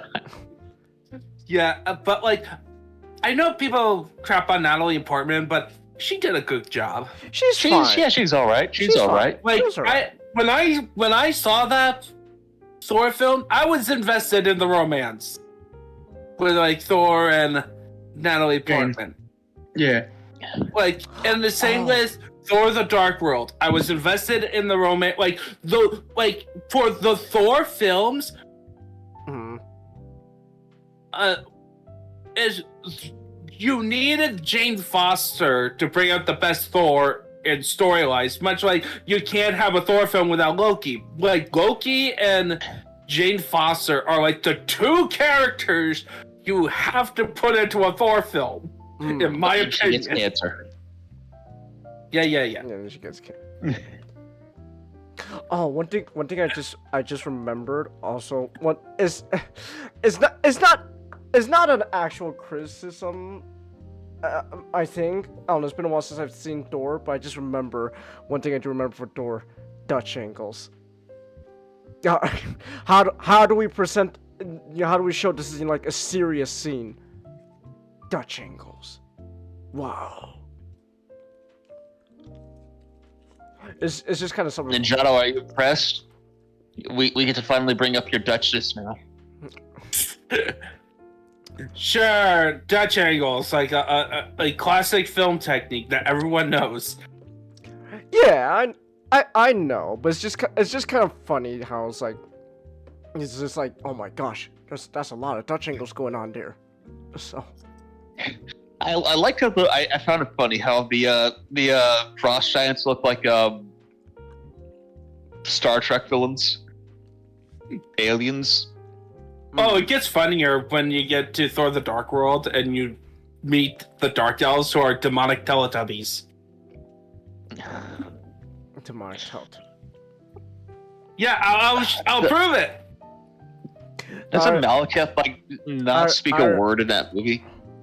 He speaks very few. Like, he barely speaks. Also, I remember how the Dark Elves looked in Dark World. I remember. No, I just wanted to show it to everyone. Oh, come on. Yeah, I got an image. I got it. No, I got it. There. Oh, all right. Yeah, I remember how they looked. So, Wait, do they have guns? Yes. yeah, they got guns. They use antimatter. They have antimatter weaponry. I'll be honest, I kind of like how they look. They look cool. They look nice. They look nice, but like me, when I first saw it with me and my family, we couldn't just help think of those faces looking like Teletubbies. The Teletubbies. I mean, it's all right. They're fine. But yeah. Yeah, I just think this first Thor movie is just really charming. Like, there's great casting, great great performances all around. Writing solid. It's just a nice, charming movie. You know. Like, but Master, what you overall think of Thor though? I think it's very good. I enjoyed it. Yeah. It's very solid.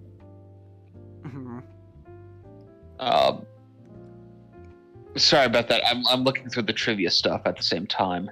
Oh, Apparently, okay. Kenneth Branagh was a fan and read the comics as a kid. Ah. Nice. No. Apparently, Sam Raimi tried to do a Thor movie in 1990. Man. I feel so bad for Sam Raimi. Dude gotta finally let Sam Raimi do an MCU movie, and they couldn't even let him cook. So it's So you want?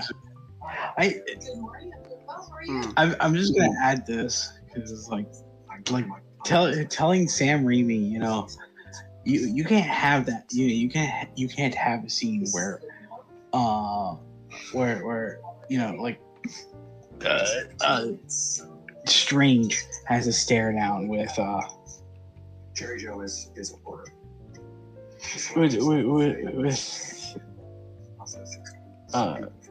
Mordo. Mhm. With Mordo because it looks stupid.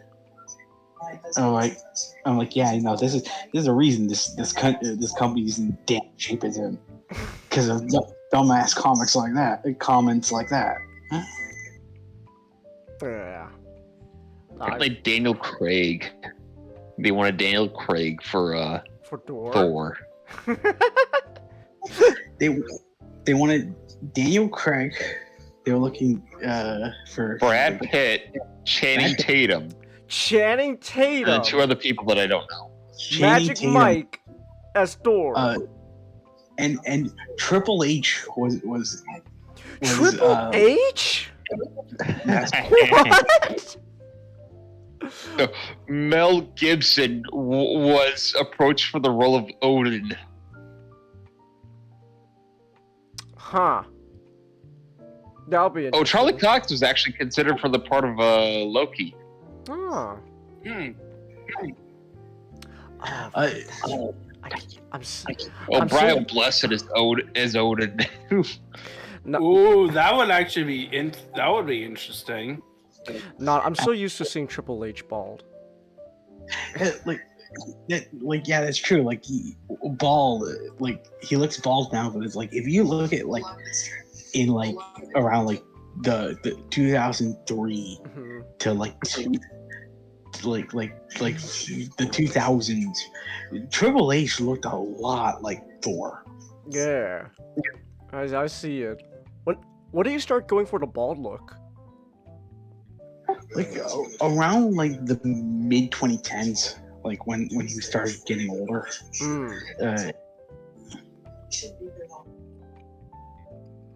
Okay. Because Apparently, Clark Gregg, who when he found out that both Thor and Loki both had named weapons, Mjolnir and Gungnir. Clark Gregg named his Glock 17 Glockenspiel. That's great. That's great. That's fun. That's fun.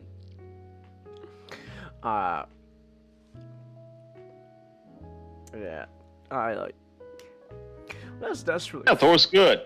Yeah. It's fun. Mhm. Very Shakespearean. Mm. I enjoyed it. Yeah. So tomorrow, me and my dad will be watching Captain America. Oh, nice. Let's go. I love First Avenger. I could do this all day. I can do this all day. Man, Captain America movies, I'm gonna be honest, they're pretty also. Okay. Civil War, say what you want. Well, to be fair, there's only 2 Captain America movies because that's true. Yeah. the third There's one's an 2. Avenger. Still, I just want to say though, say what you want about Civil War. I still like Cap in it. I like Steve's whole thing in Civil War. Man, I just looked up the plot. I had a rabbit trail of like, Hela, then Warrior 3. What happened to Lady Sith? Oh, she lost an arm in Thor: Love and Thunder. And I looked up the plot of Thor: Love and Thunder. Oh, that is dumb. Love and Thunder is just dumb. Jane Foster die at the end? Oh, that is stupid. Love and Thunder is just a dumb movie, man. I like my first reaction just sitting in the seat in the theater. I'm like, they had that like really good intro of Gore. Gore just I know what you're talking about. Yeah. Burying his child. Mm-hmm. And it's like, oh man, that's really great. And then he goes into the Mirage with the god, and I'm like, yeah. Once you met the god, it's like, oh fuck. The movie tricked you, not it lied to you. Oh. Don't. I thought I was gonna get something, like crushing and personal, but I got the numbnuts hour. Which the numbnuts hour. Oh. Well, at Yeah. least we got Why- Quan Chi in a Thor movie. Yeah. Oh man, why am I looking at reading? This plot is so dumb. It's Why- dumber than. Why are you still? What? Don't. Love and Thunder is just a terrible movie. Oh, I just exited. I don't know. I was just like browsing. I was looking at the beginning part you mentioned about that. Oh, what happened? And then what? Okay, you took some of my idea for something about my idea for a video game concept, but you made a stupid movie. I hear they have George Miller lined up for Thor 5. George Miller? If that's true, I'm like, Man, you know what? Like, I don't know. Okay. I just don't. To have- offense. I'm gonna be honest. No matter the director, I don't have faith because they got Sam Raimi to do an MCU movie. And look how that turned out. yeah. So, Honestly, at this point, Kevin Feige just has to go. Hey, you. it's not even Kevin's fault at this point. Kevin's literally at this point. Figureheads like Kevin. Or, Kathleen Kennedy, who's gone now, so, so probably Dave Filoni or John Favreau's All right. take up To their be place. fair, they still probably don't help. They still probably do need to be fired.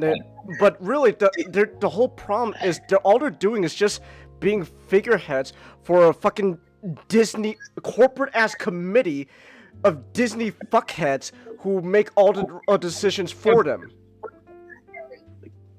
Speaking of committees, Oh, don't get me Yeah. Yeah, that's true. we're getting into depression already, so let's just. But All right. So, how should we? Waiter, I want the heads of an Oscar of the Oscar committee on my plate, on my plate, please. Put them on a spike. we should just kill Oscar voters. Let's just kill them. French Revolution, the whole In thing. Minecraft. Of course. No, Minecraft doesn't work anymore. No, guillotine is too much of a nice In Roblox. Yeah, exactly, in Roblox. Just- guillotine. We need something a bit more permanent. but, All right. no. But anyways, at this point, the title of the stream is accurate. At this point, I have watched more Probably movies. Probably might not want to go to too serious and ridiculous stuff, since Yeah. Yeah, but anyways, at this point, I have watched more movies than the fucking committee who are voting for Oscar or for the Oscar nominee, awards and stuff. So I gotta head to bed. So all right. have a good night, guys. Have a good night, Good night, John. man. Yeah, have a good night. Yeah, I every year, man, it just feels like I learn every year more and more. Just something happens with the Oscars. It just gets me angry. And this year, it's like, let's just kill the voters. Let's just get rid of them at this point. Cause what they don't even fucking watch the movies. They straight up admit that they don't watch like majority of the movies. So, but anyways, truth was this topic wasn't really supposed to be me actually shitting on the Oscar committee. I feel like I've already said so much about it, especially last night, was when it was like really fresh on my mind. I still stand by what I said. I don't like the fucking, whatever committee club is going on there, who decides what gets to be, best picture and all that, because the Brutalist is too long and Dune's too violent, but Emilia Perez, 13 nominations, baby, let's go, ooh. So, yeah. But anyways, the whole thing was I didn't actually really want to talk about the Oscar fuck ass committee behind the stuff. I wanted to just talk about just a quick overview of the nominees for Best Picture so far.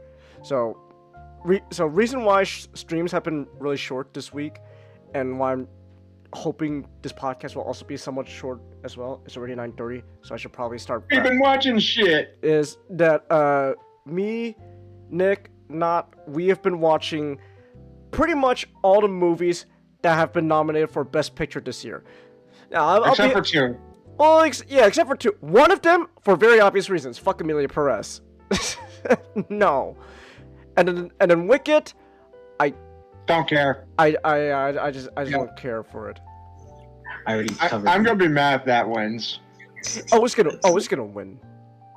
I hope Emilia Perez wins. Because it'd just be, I hope the worst movie wins. People need to learn the uselessness of this institution. I've said before, I've already said many times already that like I want Emilia Perez to at least win one thing, because if Emilia Perez, because either way, win or lose anything with Emilia Perez, like nonsense, it's just gonna be like fucking crashed. Like no one's gonna stop shutting up. No one's ever gonna shut up about it. Oh my gosh, Emilia Perez was nominated 13 times. Oh my goodness. Yes, I get it. I hope it wins in all 13 categories. I hope it's Perez sweep. You are a spiteful man, Matchstick. Goodness. The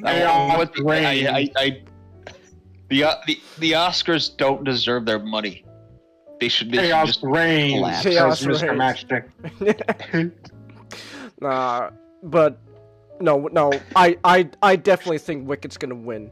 No, which okay. So like, real quick, I just want to say, out of all the movies that we have seen so far when it comes to have been nominated for Best Picture, I think all of them that we've seen so far are really good.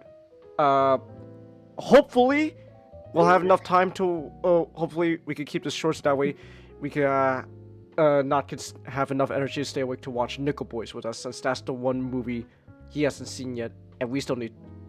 Me and Nick still need to watch to complete the list of best nominations for Best Picture. So, are you gonna have your own little Oscar segment next week, where you guys vote for the best movie? No. So tomorrow. That'd be fun. It would be, I guess. But tomorrow we're just gonna play a Sonic game and just react, I guess, to the Oscars. Why not? Like, there's a lot of good movies that have come out this year, and most of the movies that have been nominated for Best Picture that we've seen are all really good. Even though I know it's gonna just go to either Emilia Perez or Wicked, which but either way. Imagine if they had a secret nomination, and that won all the picks. Yeah, that's true. That wasn't even on the vote. Actually, I'm not gonna lie. I don't know what I'm gonna find more annoying: Emilia Perez winning or losing anything, or Wicked losing or winning anything tomorrow. Because how about we divide it 50-50? Oh, true. Yeah, either way, I'm gonna be mad. Because either way, win or lose is. Oh my gosh, Wicked's just the same situation with Emilia. Because win or lose, people are just gonna talk about fucking. No, why didn't Wicked win? Ah, Ariana Grande, you fuckers! Ah! There's your problem, Changus. You listen to people. Yeah, that's true. I listen too much. So. Hey, Changus. Yes, Nick. I just wanted to see if you pay attention to me saying, "Hey, Changus." Okay. You're listening to us, Changus. Just proving your point. Alright. But anyways, point was all the movies we've seen so far are pretty good. So even though I think the whole award show is rigged, the best nominations are pretty good. Most of them. Well, most of them, yeah. Most of them. So anyways, I don't want to go in depth about all these movies. I'm just gonna briefly just run through them, just brief opinions and stuff. So, So these nominations, besides Too Obvious, is Anora, The Brutalist, A Complete Unknown, Conclave, Dune Part 2, hell yeah, I'm Still Here, Nickel Boys, and The Substance. Substance is really fun. I know. So yeah. Now, I'm just gonna say it. This could just be biased. I 100% believe this could just be biased because I rewatched it today. In a perfect world, Dune Part 2 would win. In my ideal world, Dune Part 2 would win, but it doesn't stand a chance because the Academy Awards hates sci-fi. Those fuckers. So, but anyways, going through the list, Anora was really nice. I really liked it. That girl's gonna have a lot of problems. But yeah, no, Anora's really nice. Nice. It's not even. Wait, it is a romance movie, but it's not. I wouldn't really call it like a straight. It's more like Not fairy tale romance. No, definitely not. Oh, were you gonna say not? I was just gonna say it can be like a hidden romance movie. If you think about it, it's like because that's just what like the second half is. But like Anora very much is like it's sort of like a subversion of as much as that word has kind of been abused and overused, a subversion of Cinderella. Yeah, this woman who comes from such a lower class, this lower class setting meets her Prince Charming. Yeah. And they fall in love and they'll live happily ever after. Then the second part happens, and then I realize. Oh wait. Oh no. On second thought, this is a terrible relationship going on here. Goodness. This marriage really shouldn't have happened. And it also just comes down to the fact that like the groom shouldn't have ever gotten the groom just kind of mentally just a child. Yeah. Yes. It's like that's the fault of his mother. That's true. His mother is at fault. So.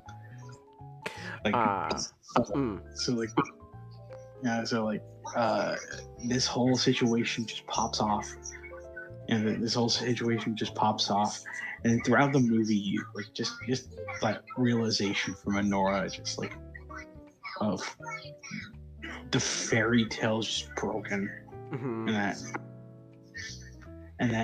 like when she like the next time she sees the next time she sees her supposed husband, she should just.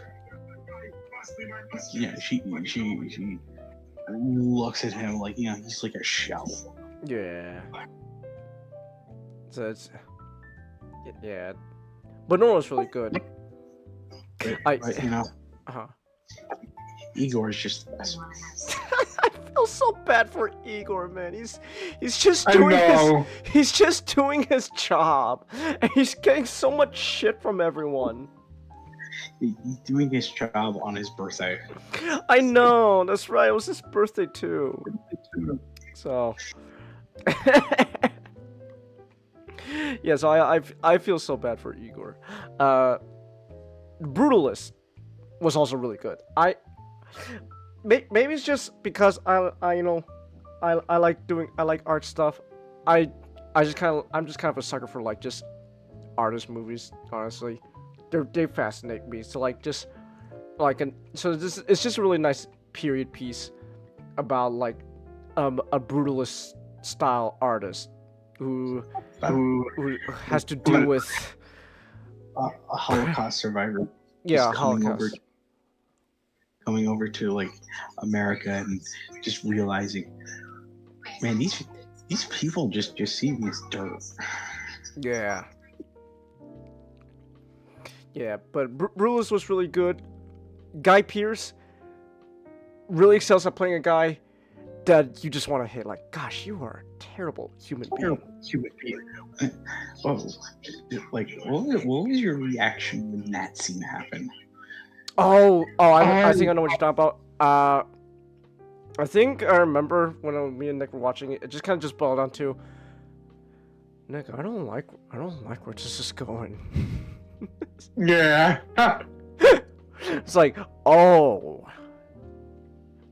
yeah, I don't like where this is going. So, I don't like in a good way. Like, oh, this. Fuck that guy. He's a piece of shit. That said, of course, I do have to address one thing about the Brutalist. The Brutalist commits the heinous, most tremendous sin ever possible. AI. My gosh. Just gives me the shivers just hearing the word. Goodness gracious. So yeah, the Brutalist does use AI to enhance Adrian Brody's Hungarian accent. I've said many times already my whole opinion on AI and stuff and all that. I think, again, I really think just when it comes to like use of AI, it just really just comes down to just like the cases on how you use it, like the both in like something like The Brutalist and like Late Night with the Devil, like the way when they explain why they used AI, it's like, okay, I can understand that, you know. I'm a guy who would, you know, prefer not the use of AI, but at the same time, I completely get why they would use AI, and like for cases like these, I find it like it's alright. And plus at the end of the day, again, like when it comes to like use of AI, if you're gonna like not, you know, watch or do anything because of just, you know, any slightest bit of AI without, you know, understanding anything behind like the use of AI and all that, you're really depraving yourself of an overall really great like piece of media. So I get why Adrian Brody used AI for his accent. At the end of the day, I think. No, go ahead. for his pronunciation. Yeah, for his pronunciation. So at the end of the day, it's alright. And plus, at the end of the day, also like it's not that noticeable. So it is what it is. For me, the only I really like The Brutalist. You know, like I do like Brutalist The Brutalist is just like that. Yeah, it ranks high up there. But like for me, the one criticism, it really just has to be like the epilogue. You don't really, you don't like the epilogue? The epilogue, yeah, like the epilogue, it changes like the look of the film, because like the film in general, you know, it's animated in that like wonderful that wonderful vista film. Like it just captures like the you know, the greatness of like that time period of the 50s. Like, no, I get what you're saying now. I understand. Yeah, like the epilogue, but like with the epilogue, because it's set in the 80s, it goes for like very early recording. Yeah. Yeah, it does kind of change the overall like appearance of the movie. So. And also really like a lot of the epilogue could really just be cut.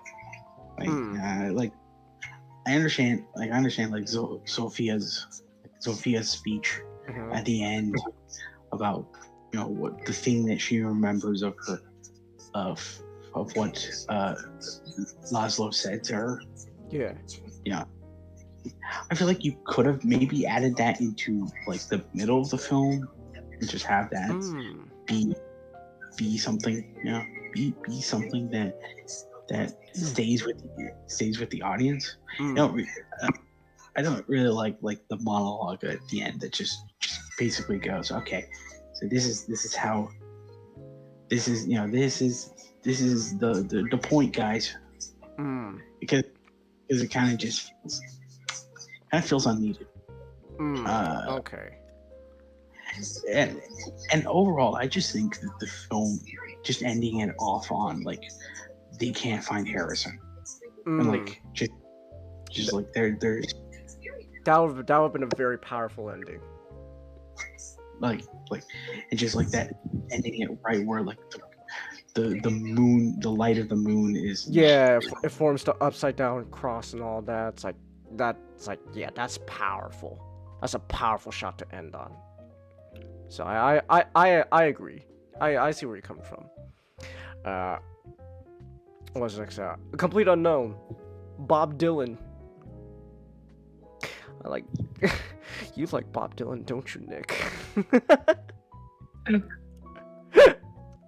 Okay, so those AI covers are making you think I'm big into Bob Dylan. Chance, the reason I did all that is so I didn't have to remake a new thumbnail. Okay. I was like, I don't have to keep making new thumbnails. But if I do Bob Dylan, because I already made some Bob Dylan thumbnail, I'm just going to use that. Okay. But you do like Bob Dylan, though. Yeah, he's good. Yeah. I was just gonna say it's the first of two movies on this list that stars Mr. Timothy Chalamet. That is true. Yeah. That's true, Mr. Chalamet. Yeah, I like Timothy Chalamet. I think he's I think he's just a general cool dude. One thing I like about Chalamet is he's very open about like how he feels and all that, about like what he does and all. I just remember like there was like this one like interview, not an interview, like it was like just like one thing, like they were filming Chalamet, like he was like some like music store or something, and then he's like buying stuff, like it's like oh my gosh, can you afford, like it's like, oh you let me buy that for you, Chalamet, and he's like nah, it's cool, Dune was really successful, so don't worry.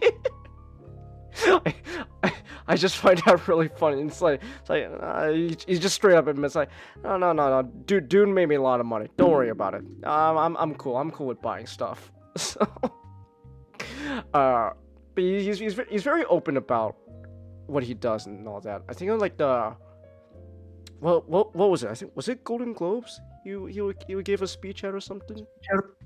Yeah, like in the Golden Globes, he gave a speech about how he's aware that it's in poor taste to do so, but he really wishes for I think for the Oscars he's nominated for A Complete Unknown for his performance as Bob Dylan.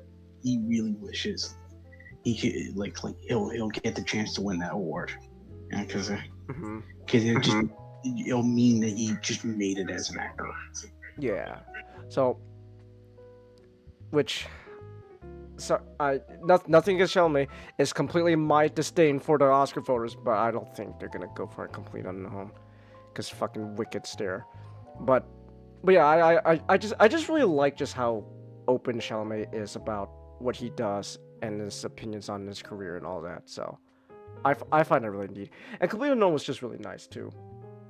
So oh no, go ahead.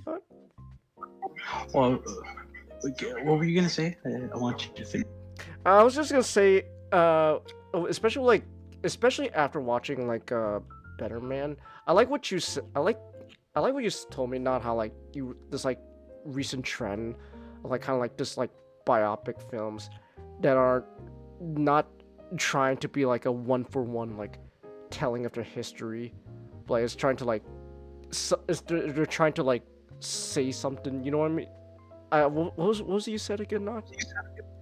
It's like it is films that actually feel like they're made by the artists themselves. Yeah. And this is another film that's kind of like that, because you go into this and thinking, oh, it's gonna be like, it's gonna be like a biography about Bob Dylan, and that's not really the case. Because the first time we ever see Bob Dylan is when he's going to New Jersey to see Woody Guthrie, and from there, that short period of time where he got popular, and then like the time in 1965 he uses electric instruments and people are literally shouting Judas at him. Yeah. How could you, Bob? How could you? Yeah, but I'm really loving this recent trend of biopic films, like A Complete Unknown and like Better Man. So, oh, go ahead. I will say, like, it is interesting, just like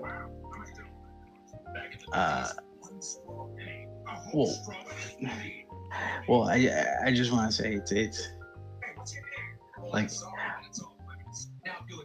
everyone had like a great vocal performance about the movie. Like I've been listening to the soundtrack itself because I just like everyone sort of like their covers and renditions of the songs. Yeah.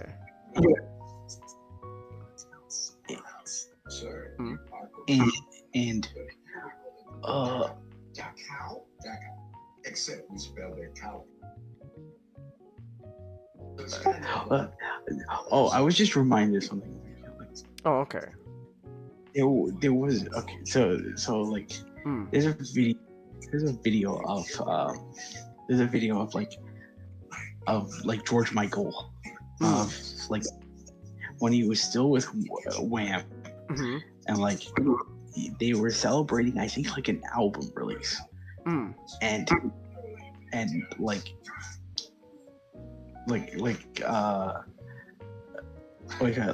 they asked George Michael, okay, what is your next song? What is it going to be about? And he's like, oh, I'm gonna make this song, it's about Christmas. And it's like, oh, this was before he recorded last Christmas. And like there's a comment right underneath that video of like, this is like seeing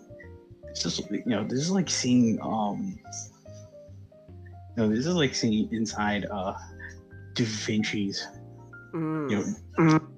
Da Vinci's like workshop, and like just seeing like what was the name, like the Deruvian Man, that just seeing it half finished.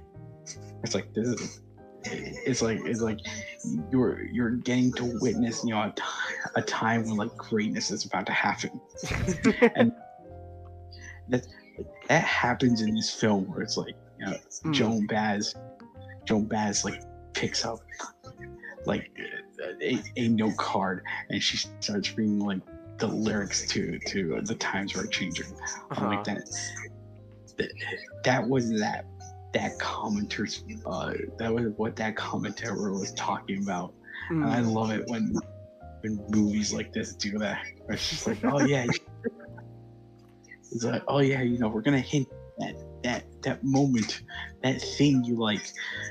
It's not really like, oh yeah, point at that thing you recognize, but it's just like, oh yeah, you get to see how the sausage is being made. Yeah.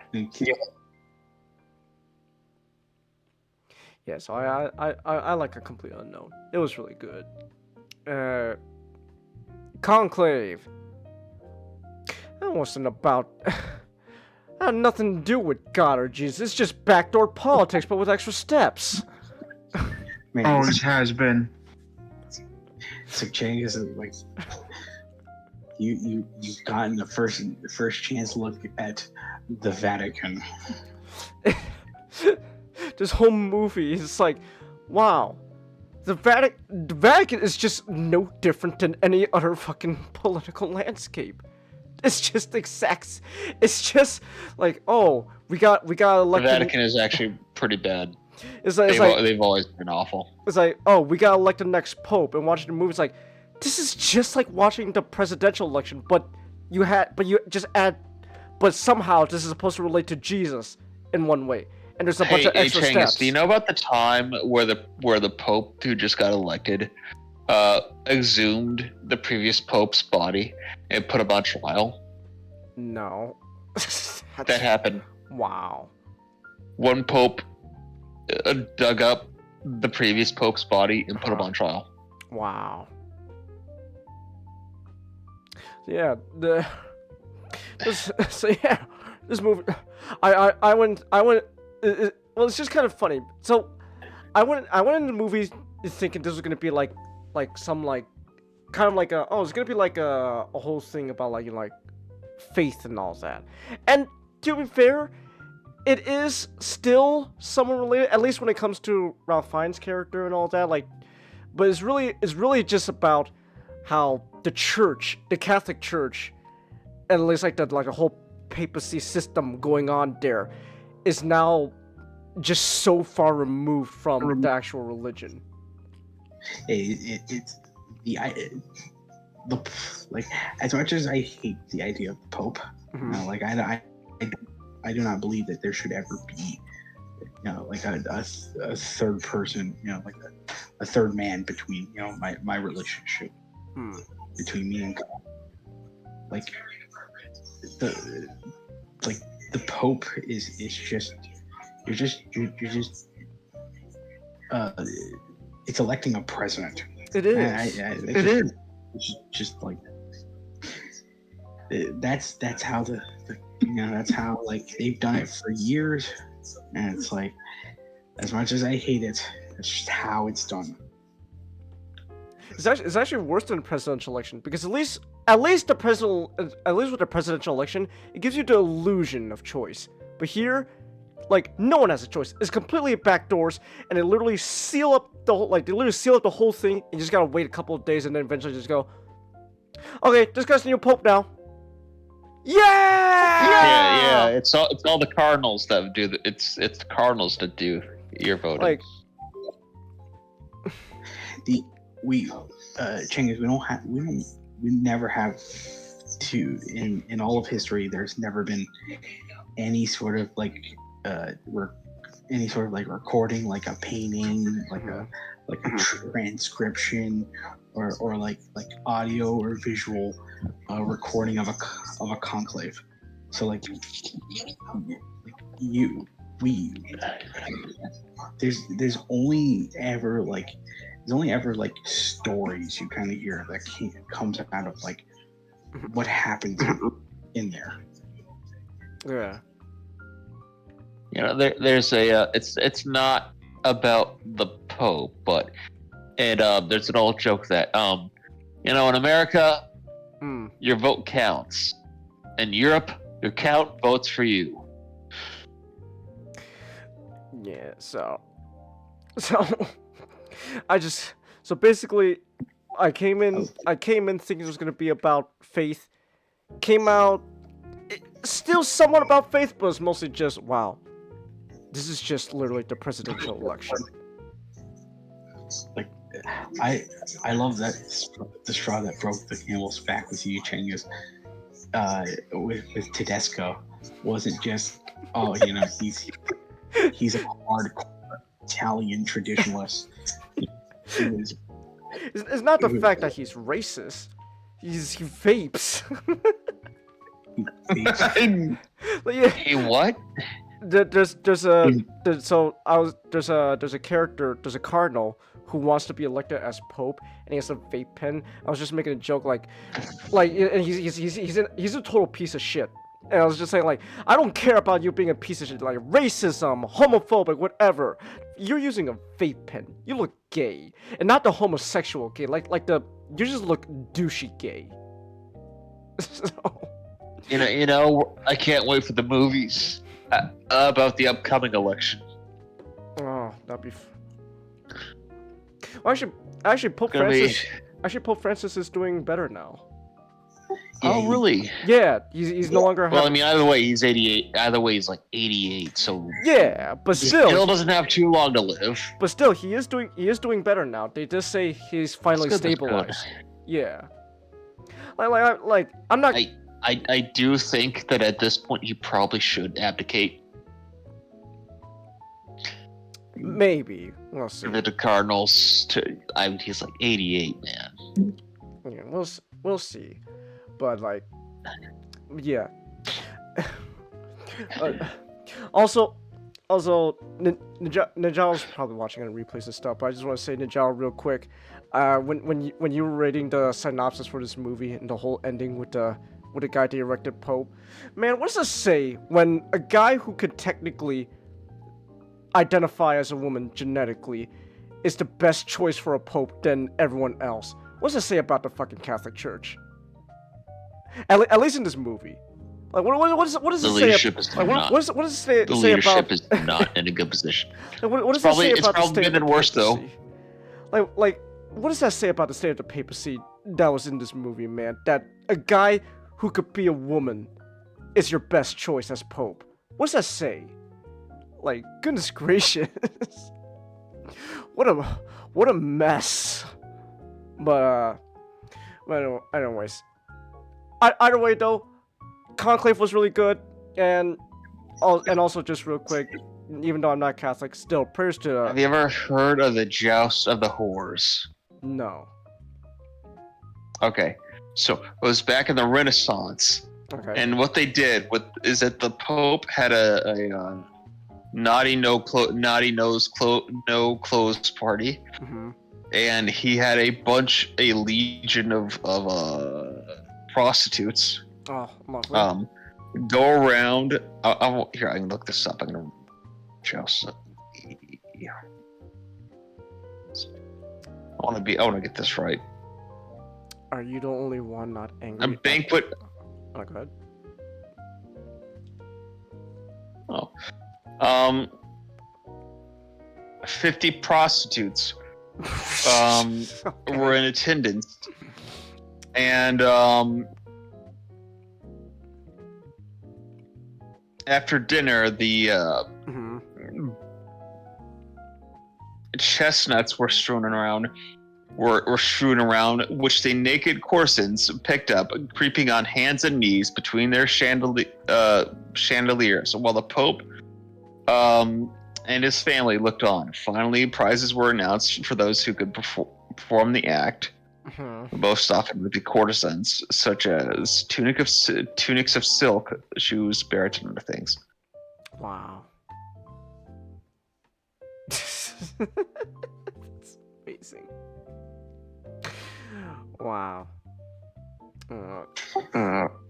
I do want to mention this because like so the one who ends up being Pope, you know, his you know, in pictora, like, you know, he's in pictora.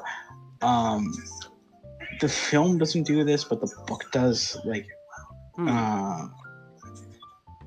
if a pope is dead, the in pictora is invalidated. So like his. Really? Yeah, that's how it's kind of been gone. Like, gone like historically, you know, in papal law. So like technically he wouldn't be a, you know, he wouldn't be a cardinal. You know, recognized as a cardinal anymore. But like the book does mention that like there was a change in the law that allowed him to maintain his position. Maintain his position, even despite the Pope's death. So, that is one thing that the movie kind of doesn't address, and you can kind of point to it as, well, it's not realistic to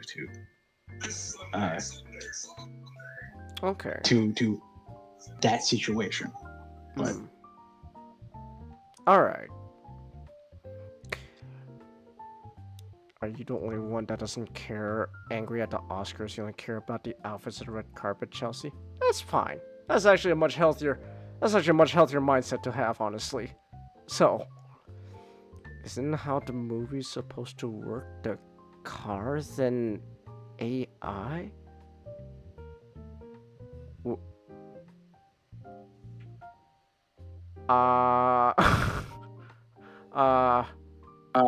Moving okay, on. cool.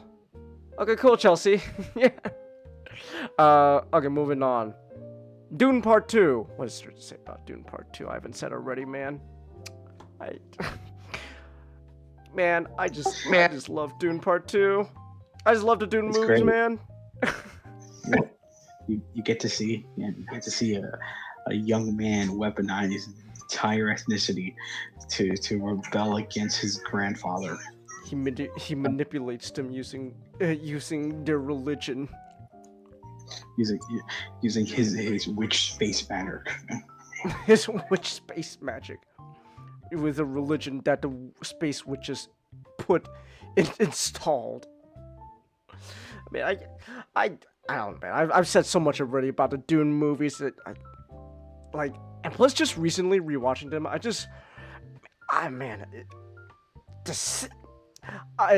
already talked about so much about story and acting and all that, but also rewatching them both of them tonight just gave me even better appreciation for Greg Fraser as a cinematographer. Both movies just look fucking fantastic, dude.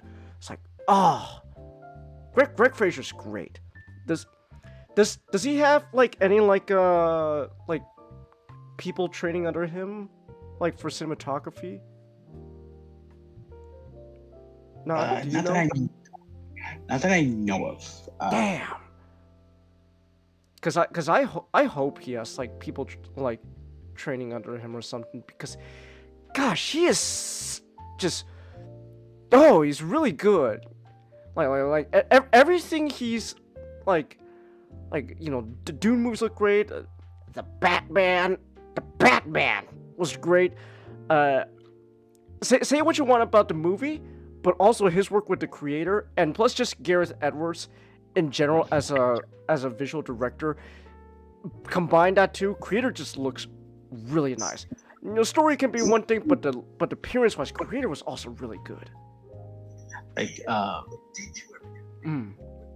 Right, I remember there was a 2 years ago. Kind of a year ago.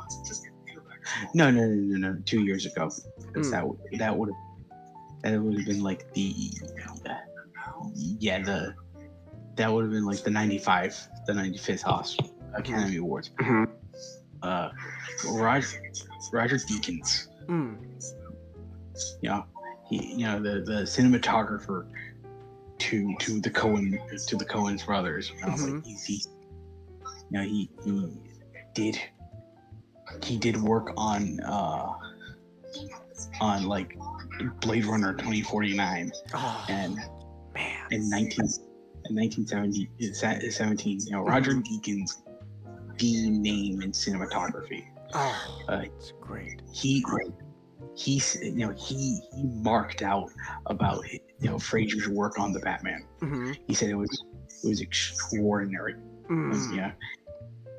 And he hated the Academy because they didn't want to nominate him for that, because obviously it's a superhero film. And it's not the correct superhero film.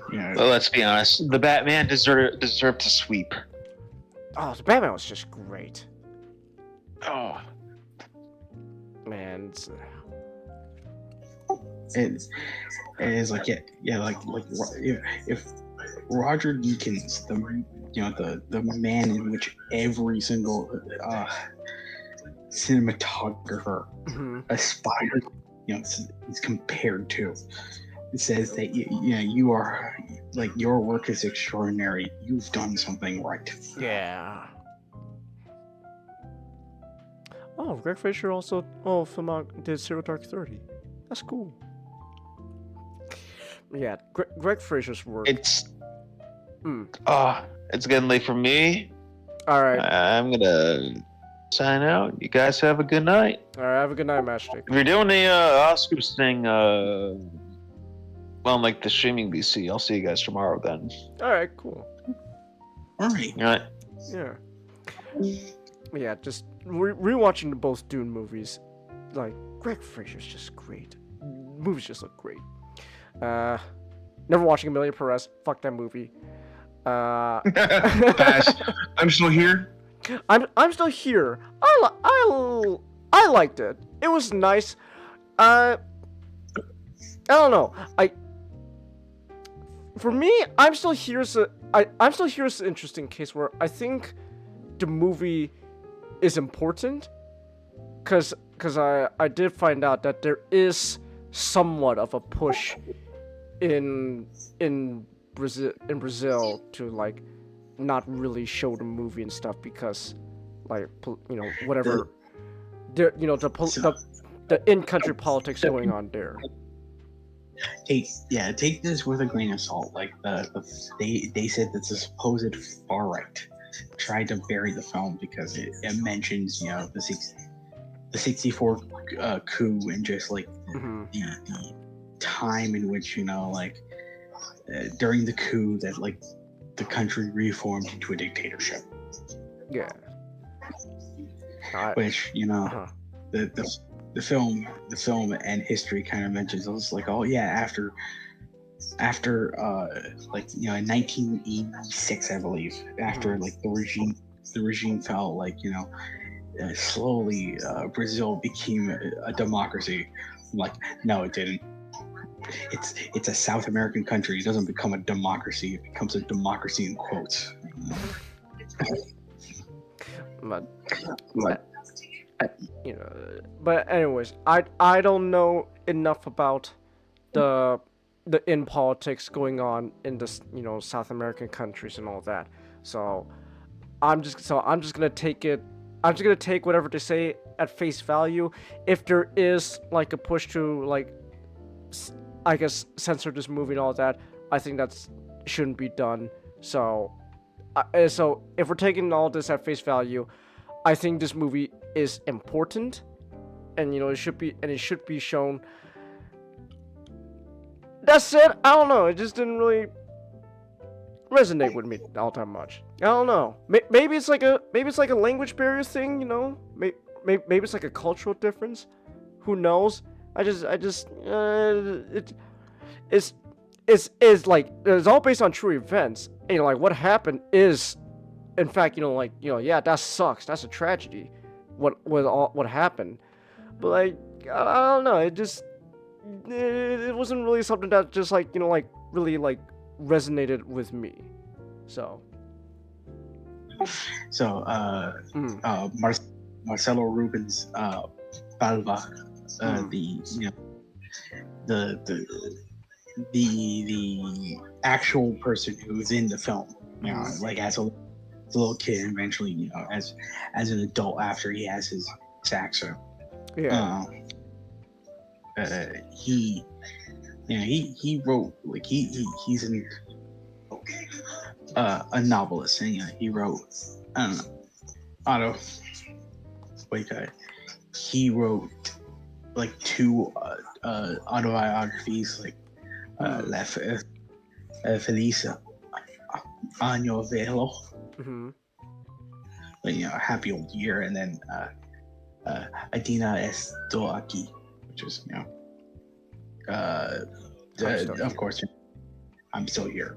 And he wrote like his first book just about like how his life came up how his life came up until like the accident when he jumped into a shallow lake. And and then he dedicated his second book. I think it was his second book, but he dedicated his second book to his mother, and specifically like his mother, because the title itself is kind of a double meaning, because it describes the both himself and his family, their existence within this dictatorship, and how their father was just murdered. Yeah. And that was the last time they ever got to see him. It's just him being dragged away in a car, and they didn't drag him. They just told him, "Oh yeah, just come with us." It's like, but it's also kind of the meaning behind after when his mother kind of fell into as she's aged and she developed out Alzheimer's. And just like because that scene did happen in the movie, kind of is talked about in the autobiography, where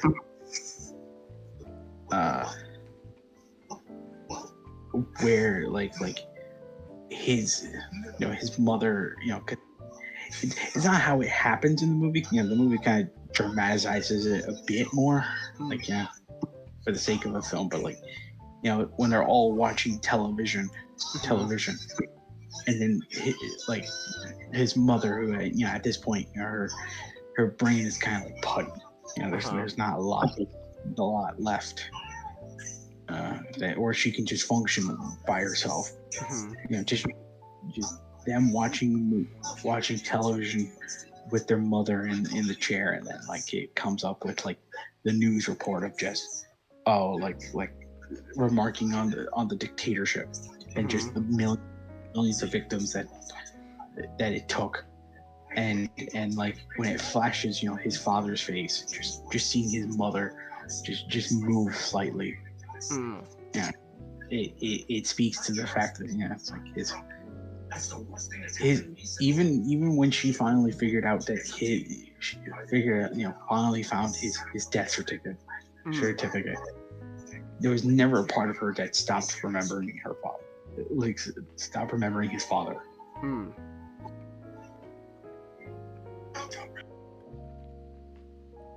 Yeah. Okay. But so I don't know, but I think overall, again, I'm still here. I think taking at face value is an important movie. It's just, again, maybe just because of a language thing or a cultural difference or something. It didn't really hit me the same, I guess the way it was intended to. So I don't know. It is what it is. Yes, Nick. I mean, not. Oh, great, I'm mistaking you two again. Cengiz hears Brazilian and he's like, what is this language? I don't understand this. Get out of my sight. Get out of my sight. Oh my goodness. But anyway, so go ahead. Did I say Brazilian Portuguese? Portuguese. I'm gonna get the call for that. Well, it could be worse. You could, despite never watching it, Emilia Perez is supposedly a Spanish movie, and they're speaking Portuguese. So, there's that. But, anyways, either way, I'm still here. Not saying it was a bad movie, but again, it just wasn't something that really clicked with me. So is my least favorite on the list here, but not saying it's bad. Substance. So we need to watch Nickel Boys, and I think I'm going for almost 3 hours now, so I think I'll try to make my last topic real quick, because I'm gonna be honest, it wasn't really all that well thought out in the first place. It was just something I just came up with on a whim today on the spot, so I'm not gonna go too deep into it. Nickel Boys we still need to watch, so I don't have anything to say about that. I guess what I do know is, so it takes place in reform schools, and reform schools, yowzers. Especially during Jim Crow era and all that, yowzers. Yeesh. So that's gonna be fun to watch. Substance. Man, that's just so much fun. I know. The Substance is just such a fun film. I'm not gonna lie. So honestly, after watching The Substance, I don't know if I think it should win Best Picture. I don't know, cause I think there are better choices for Best Picture than The Substance, but The Substance is just such a fun movie, man. I know. It's so fun, and then I think really it's kind of interesting, where I think especially towards the third act, especially towards the end, when you really starts leading to the whole Cronenberg stuff, is where I think the movie it's kind of weird, where I think the movie kind of starts losing it a bit and goes a little too kind of leads a little too into the silliness of its premise. But at the same time, when they lean fully into that silliness, full on, it's so much fun. It's so much fun. The movie doesn't really try to the movie, even early on, doesn't really try to kind of set itself up into any form of reality. Yeah. It snows in Los Angeles just that one moment, and Elizabeth, Demi Moore, goes to this cracked dent looking place, and inside is this dark white room filled with lockers. It's this at points this movie doesn't really have a form of reality it clings to. It exists within its own world.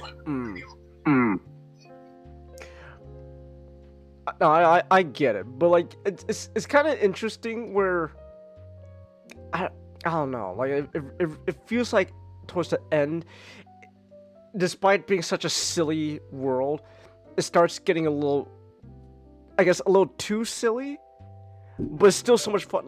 I don't know. I think the best way to sum it up is just when we were watching it. It's just what it just said to Nick. It's you're telling me that so you're gonna cover your children's eyes when a Cronenberg monstrosity walks up on stage and starts giving birth to a nipple, but then all the background dancers who aren't covering up anything, their tits are just right out in the open. That's okay for children to see?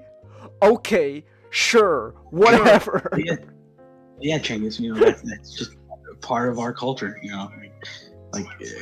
half-naked women can just flaunt around, and everybody and their mother claps. But then, the Cronenberg monster comes in. It's oh man, that is disgusting. I don't want to see this. My children doesn't want to see this. I am filing a complaint. Shout out to that one guy though, whose first instinct when he saw the Cronenberg monster was just, let's just fucking chop its head off. At that moment, it just kind of becomes beauty niece. It's oh yeah, we need or no, it becomes Frankenstein. It's oh, we need to kill the monster. But here, Elizabeth didn't kill anyone. Elizabeth just had, just had the poor,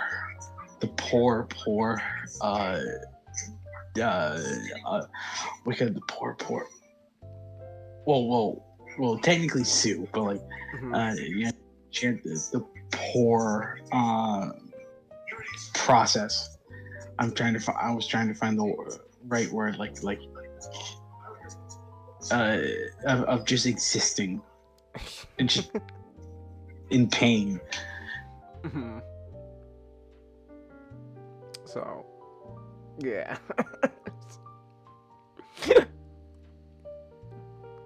but Substance is still so much fun. I think there are better movies on this lineup that deserve Best Picture more, but Substance is just it's so much fun, man. I at the very least really hope that Demi Moore wins Best Actress.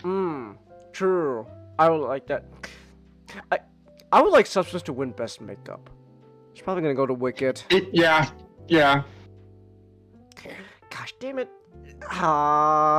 This ear, man. This fucking ear. It's either fucking Amelia Perez or Wicked. And everything else is just kind of caught in the middle. Like the one thing I really like the one thing I really dislike about a lot of the nominees is that, you know, like apart from like the two that we keep bashing, there are just choices that just appear that I'm just questioning. I'm like, why is it there? And part of me knows, it's there because of this reason. Like Sebastian Stan being nominated for the Apprentice. I'm like, why is that there? Like, Sebastian Stan's best role that last year was from a different man. You know, I don't think The Apprentice was at all his best role. And I remember, Orange Man is in the White House. Yeah, the Donald is president again. So. Wow.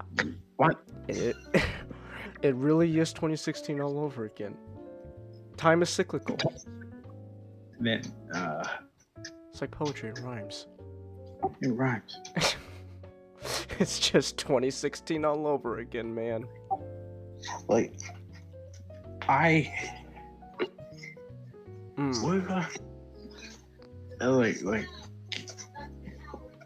while I am happy with most of the picks, it's like, there's just sections in this ballot that are just there because nothing can be subtle anymore. We have to make everything blatant.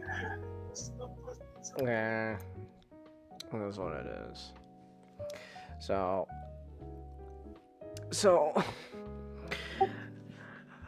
I will say, it is pretty interesting to see like the substance on the list. Because like, first of all, like out of the three things that the Academy hates, Academy hates sci-fi, Academy hates animation, above all else they hate horror.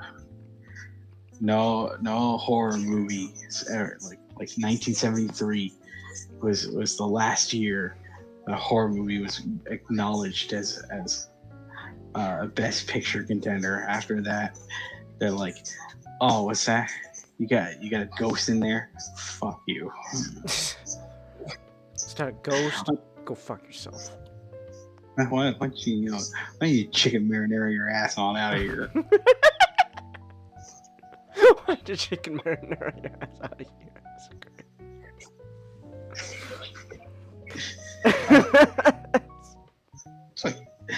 So the substance, and I imagine like the substance got nominated because of like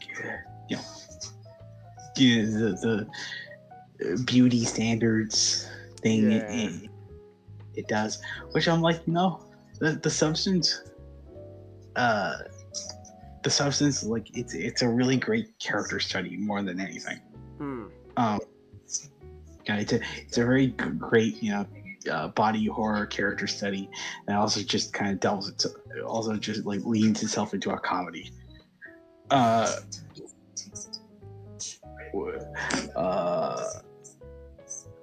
Because I'm like, I imagine, and I think part of it comes down to the fact that like the Oscars is in a really weird place where, like, they have to nominate. They need to nominate movies that have like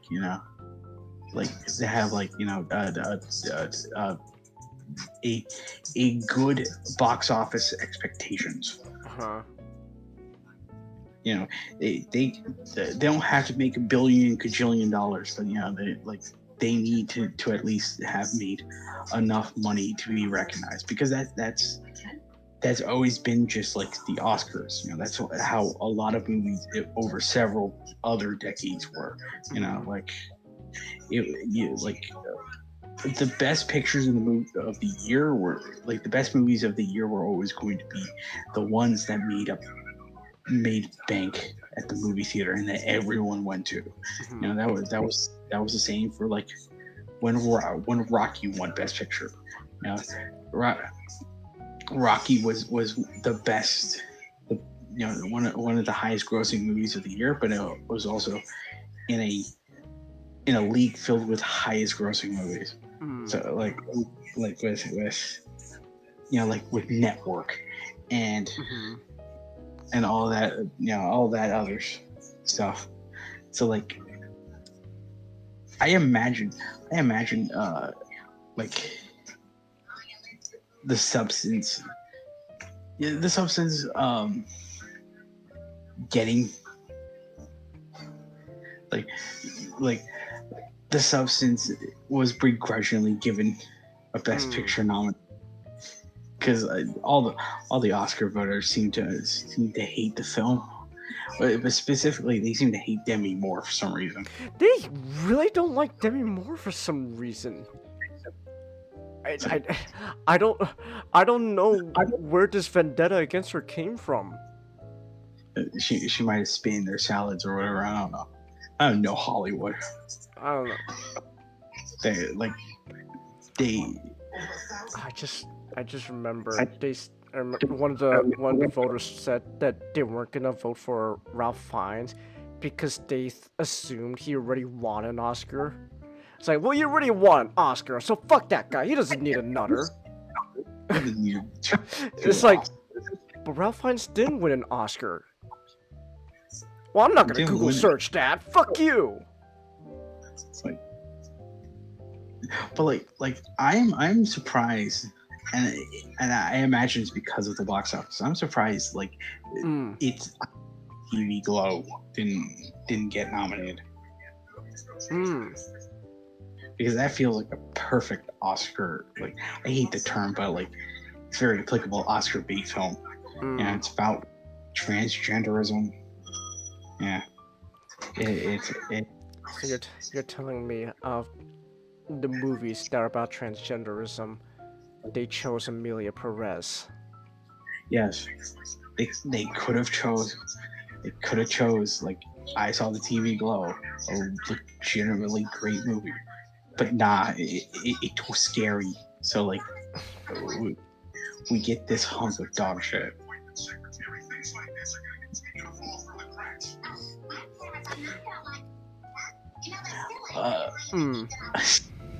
What are you gonna say? No, I was just gonna say. I was gonna say we should just kill the Oscar voters, man.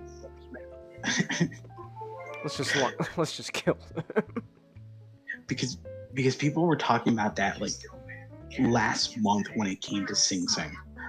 Sing Sing felt like the perfect movie to be on the Best Picture ballot because it had everything that the Oscars loves.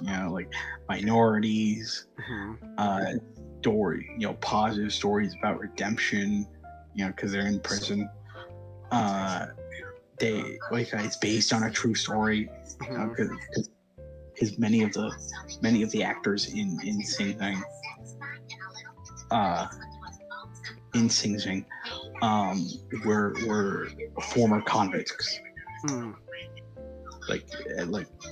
including Coleman Domingo, which I think he's nominated for Best Leading Actor. Best Leading Actor. Oh, okay. So they at least give him that nod, which is good. But and they're like, oh, why didn't Sing Sing get like more nominations than it did? And it's like someone said, oh, because it's a good movie, but no, I'm like, no, it's because it underperformed in the box office. People willing to go see the film because it wasn't promoted. Wow. It's like,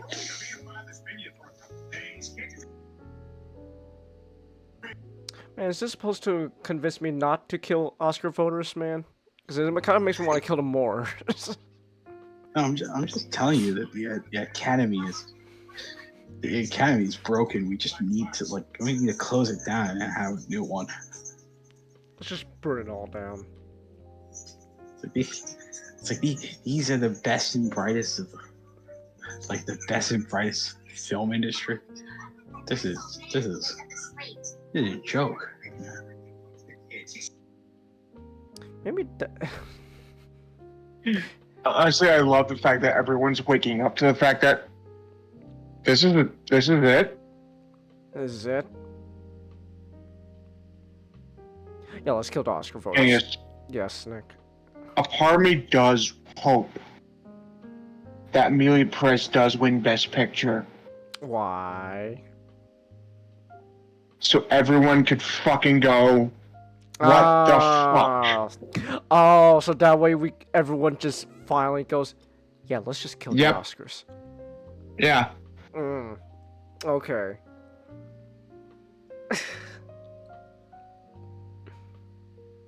Yeah, let's kill Oscar voters. That's the moral. I'm That's the kind moral. of hoping that happens, but I'll be fucking angry when it does. Holy shit, you got loud all of a sudden. Hold on. Let me just turn down your volume on my end. Kinda got loud all of a sudden. Hold on. Okay, say something. Something? Wow, you're kind of loud all of a sudden. Hold on. I'm turning down. Let's try 60. Say something. Something? Alright, that's a little too quiet. Here, 75 should be good. I do want to. Oh, you're gonna say something? No, were you gonna say not? I was like, if I could, I do want to end it off on this. Wait, the role of the Best Picture is ever since 1923 was, I think 1921 was not only to showcase the movie that technically and artistically showcases the artistry of films, but it's also meant to demonstrate the year it is, like the year it was released, just how it's meant to be reflective of just the year of the films it was released to win Best Picture. You had to the best of the best of a category of just absolute great films. That's you could say how much that statement, if you're a dick about it, you can just say, oh yeah, that statement isn't true.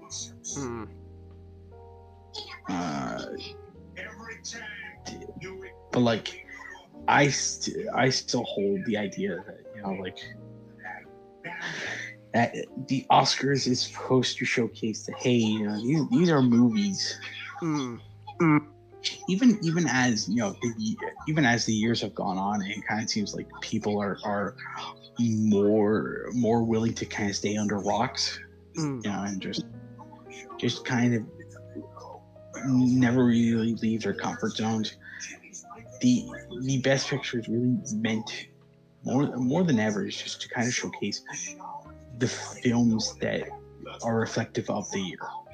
Of just like these are the films that have came out out of a sea of really good films and stand on the podium of just kind of just the pedigree of what to aspire to.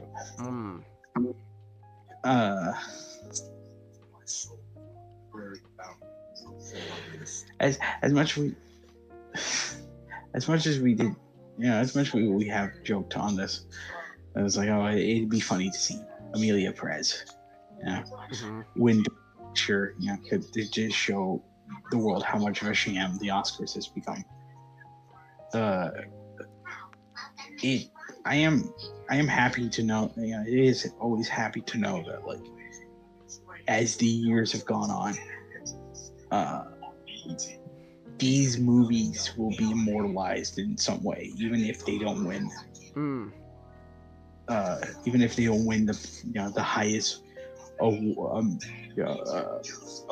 film award in American in American history, they still be given they'll still be given the choice of the chance of saying this is what movies were like during this year. This is you whether or not how you feel about it, like I love seeing those commercials, like those commercials during the beginning of the year promoting the Oscars, just like this highlight reel of just the movies that are on Best Picture, just showing like how great these movies are, and just overall the message of like film is wonderful. It is something like it is just another medium that we have that will live in that will live immortal of our artistry as a species.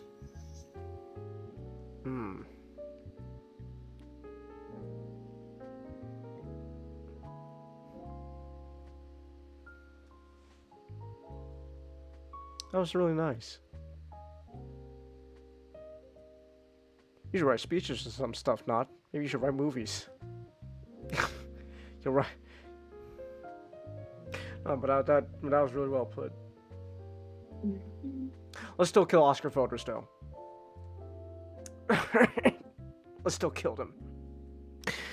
All right. Let's just salt Hollywood. Let's just bomb the place or something. Salt the earth. Salt the earth, yeah. Alright. Anyways. Oh my gosh, it's 10:42. Oh no. Okay. I was... We're going for like 3 hours now. I can still fit it in. I'll make this real brief. I'll make this real brief. I didn't really have anything well thought out anyways for this in the first place, but I'll just give a really brief full overview. It was just something that just came to mind. So yeah, I'm talking about Transformers again. Reason why I'm using a whole Cyberworld stuff for like thumbnail and all that for this is because it's kind of something that just came up because of Cyberworld. So. It's relevant. It is relevant. I guess, actually, to be honest, first best way to start off is just, what do you think of Cyberworld, Nick? Everything you've seen What do I think of Cyberworld? Yeah, everything you've seen so far. The toys and, like, what we know. What do you think so far? It's... thing. It's a thing? It's a thing. It's a thing. I think... it's kind of nifty. I'm not gonna lie. I think it's kind of nifty. I don't know. It's clearly so clearly, right? Cyberworld is very much aimed for children. We are not the target audience, Nick. We are far from the target audience. This is meant for children. They have simplified the transformations. It is kind of very gimmick based, but at the same time, I feel like this is like the best case of it's weird. I think this is the best case, Nick, I've seen of simplified gimmick toy line, where I do agree with that. it's very, everything's very simplified, everything's kind of pretty much gimmick based, but the main gimmick of all of this is cross compatibility, where you can have your little, we can have essentially like pretty much like core class style kind of figures going on, and you can play around with that with larger figures that essentially become playsets.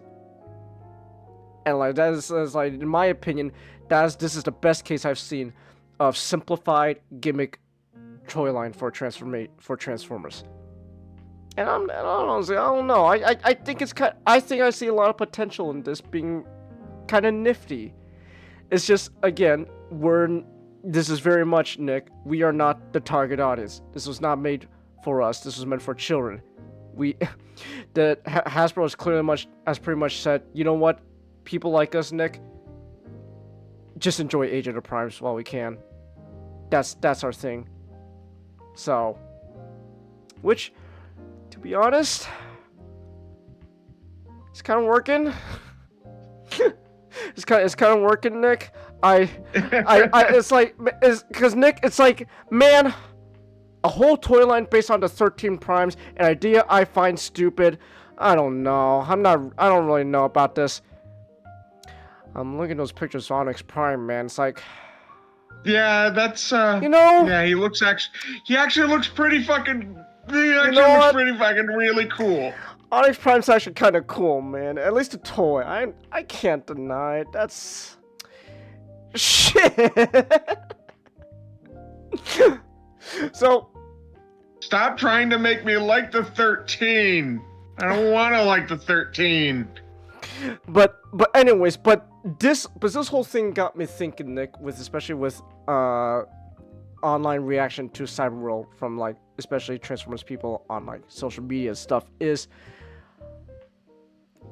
pretty much our expectations for Transformers is very much different from what Hasbro is going forward. And the thing is, I don't know. I think there's more to it, but just for the sake of this whole topic, this kind of, I guess, somewhat big brain is, I think one reason why people are disappointed is, and our expectations different, is we're still in this weird phase, Nick, where everyone wants that more mature, targeted Transformers stuff. They still want the toys and the series to be mature and all that. They, basically the whole idea behind the War for Cybertron trilogy. And look how that turned out. Which is, the toys were good, but yeah, that show was poo-poo garbage. So, it was like one thing I'm noticing is like especially reaction to like the news about like how the Cyberworld animated series, well, more like animated shorts at this point. Everyone's like, man, I want, like this isn't like what I want. I want that like, I want that like, like the next big series, man. And I think like they want like people want like the next big Transformers Prime and all that, which is never gonna happen. Transformers Prime is never gonna happen ever again. Too expensive. So I think there's this whole thing where people still want that like like that mature targeted Transformers, but then it's like, and then like and they see like the toys for Cyberworld, like, this is too gimmicky, this is too focused on kids. I don't like this. Why it's got product aimed for children. It's focusing on children. Exactly. What is going on? I know, the world's going crazy now. The toys made for children by a toy company that's aimed for children, they're not selling to me. World's ending, man. We gotta kill Hasbro executives. But like, I think that's part of why the reaction is to Cyberworld and all that, and to especially today, It's like people still want that expectation of, they want things to be, you know, targeted towards, you know, like the mature audience, the teen, not even teenagers, like the young adults. Like, cause like that's majority of those people on social media now. Like those young adults, late teenagers and all that. They want, you know, they need that thing aimed for them. They need the next Transformers Prime. Was Transformers Prime a mistake?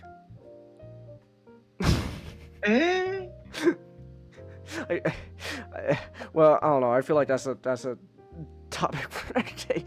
But like, at the end of the day, I feel like people have to remember that, yeah, Transformers is a toy franchise that's aimed for children. But just because it's aimed for children doesn't mean they're not, you know, they're completely neglecting, you know, like the more mature audience. Transformers in general lately has been focused on being an all ages targeted franchise. They got stuff for the young children and they got stuff for the more mature fans, you know. That's why the generations lines exist. They're the top end, well, they're the collector's line for, you know, the more mature audience, but it's just made with, you know, the budget and still in mind for, you know, kids to play with. But at the same time, like, you know, like the younger kids, like we're talking like early elementary or even preschool kids, if they want to get them into Transformers, that's what something like Cyberworld is here for, where you got very simple figures that are clearly meant for, you know, those very young audiences to play around with and it honestly looks kind of nifty, you know, like all the gimmick, you know, the cross-compatibility gimmicks and all that. Like Scorponok is just essentially a giant movable playset to play around with. I finally understand why the fuck he costs so much. Well, Nick, that's just the market in general, man. And that's just inflation. Let me have this. I'm sorry, Nick, but I don't know if you're aware, Nick, but our economy at the moment isn't exactly the healthiest. Just let me have this. Okay. But like, I don't know. I see the Cyberworld stuff. It's like, this is like, I understand this is clearly not meant for me. This is meant for, you know, like very young audiences, especially like with like 5-minute animated shorts. They know, oh, this is definitely for like, you know, super young audiences with like who are just learning to get an attention span. But like, it honestly looks really nifty for what it is. And like, if this gets a new generation of children into liking Transformers, into this franchise, I see that as a win. I see that as a W. Like, yeah, that's pretty cool. So like, you know, it's a shame that, you know, we're never gonna get like the next Transformers Prime kind of stuff, just because it will never ever happen. But like, you gotta remember, they're trying to sell for all ages. We got Hasbro's pretty much definitely at this point just saying Generations is for like the more mature guys. That's the collector's end, but they're not forgetting about the children. Like, honestly, I'm not gonna lie, might buy that Cyberworld Grimlock. I'm not gonna lie, that Grimlock actually does look really, really good. It's kind of nifty. I can't lie. Like, yeah, does it look goofy? Yeah, it looks a little goofy. Like that T-Rex mode is very half-assed. But like, I don't know. It's kind of goofy it's kind of like a goofy in a fun way. It just looks nifty. You're telling me Grimlock becomes a giant like power armor for Optimus to like ride in? Shit, man, that's kind of fun. I can't lie. That's like a nifty, and plus like just the concept of Cyberworld in general is very interesting. It's very much it's very experimental with what they're trying to do. It's like it's very much like what can we do with Transformers? Let's go in like very interesting directions. Grimlock's a power suit. Scorponok is just literally just a giant like compatible playset for like little like cheaper than core class figures. Like it's really nifty. Skybite is a car now. But but he's a shark car. Here, let me show you Skybite. Let me show you Skybite. Yeah, no, I know that. I've seen the picture. I'm just thinking, why is he called Skybite? I don't know. Why is he called Skybite when he's a shark? He's not flying. That's what I'm saying, Chankus. So I don't know. Like He has wheels. Why is he called Skybite? I don't know. He couldn't even fly when he was a normal shark. Yeah, he could.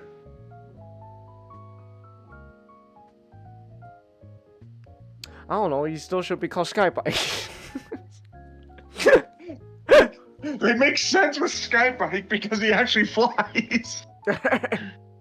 That said, I think the most funny thing to come out of the whole Cyberworld reveals is the one Megatron toy. They're straight up reusing a mold from the fucking Transformers The Last Night toy line. That's just Hound with Megatron's head slapped on. And I'm not gonna lie. Know. I'm not gonna lie. I kinda want it.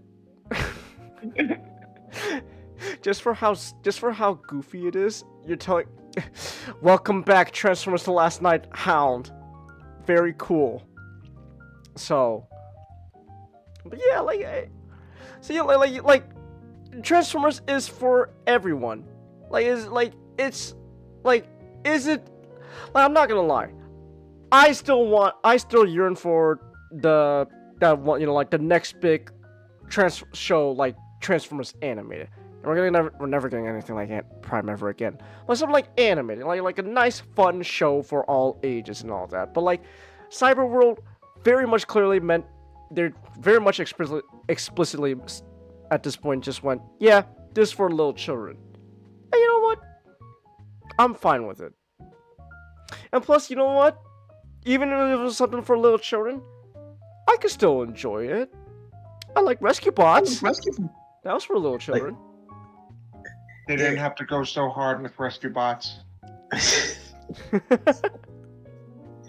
There's a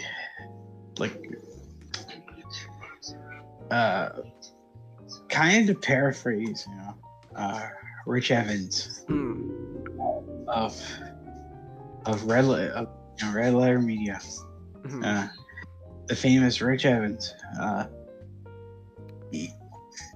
It's a shame that it's a shame that children have to play with our toys.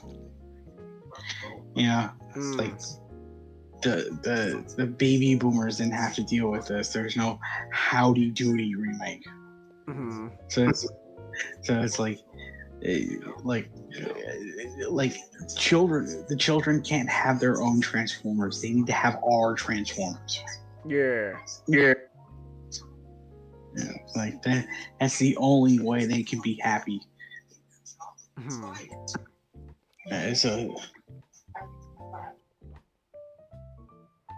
Yeah. So I hope Cyberworld's successful. Clearly it's not meant for me, but you know what? I hope it's a huge hit with the kids. I hope it's a huge hit with the kids. So yeah. Anyways, that's really kind of all I gotta say again. This wasn't exactly a very super thought out topic. It was just kind of on the spurs thing that came to mind earlier today when I saw the reaction towards Cyberworld. So yeah. I guess moral of the story is we should kill Oscar voters, but maybe not the Hasbro executives just yet, because I'm not gonna lie, that Onyx Prime is really looking good, man. I can't deny. I don't wanna like Onyx Prime, but man, That's a good looking toy. I can't. He turns into a dragon, and like and Nick, they found a way to make him both a centaur and a bipedal mode. So they found a way to make him. So they found a way to make him both accurate to, like, you know, the real Onyx Prime, and you can make him Shockwave's fursuit. Yeah. So it's like, shit. I might have to buy the fucking 13 primes, man. I might have to buy the 13 primes or something. That said, Alchemist sucks. That said, I don't know about Alchemist. He doesn't look like McAdam enough. Actually, Changus, he actually looks a lot like McAdam. Yeah, but he doesn't look like Cyberverse McAdam. That's my McAdam, Nick. I know, me too. Where's But still, I think it's actually kind of funny that they used the old McAdam design. That is true. But he's not my McAdam. Where's his big ass chin? Where's his big ass chin, Nick? Cyberverse McAdam had the big ass chin. Where is it? Oh no. So, not my McAdam. That said, I'll get Crasher. GoBot.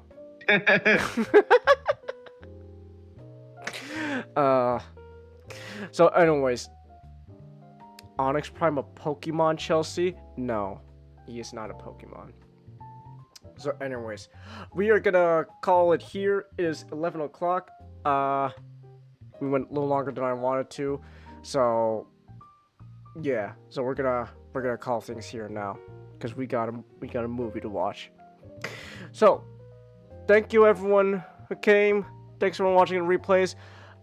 Tomorrow, I guess I have to change the. I guess I'll just announce the change in plans tomorrow. We're gonna play a little Sonic. We're gonna just play a Sonic game while we react to Oscars. Let's do a drinking game for every time Wicked wins something. Because if we do it, because I'm scared of if we do a drinking game with Amelia Perez, because with Amelia Perez it could be like, it's like a 50-50 chance with that movie, and I'm scared. So. Anyways, either way, we're gonna end things here. I know a bit of an abrupt end to the show, but we got a movie to watch, and that way we can finally say 100% that we watch more movies than Oscar voters. Thank you everyone who came. Thanks everyone watching on replays. Until next time, good night.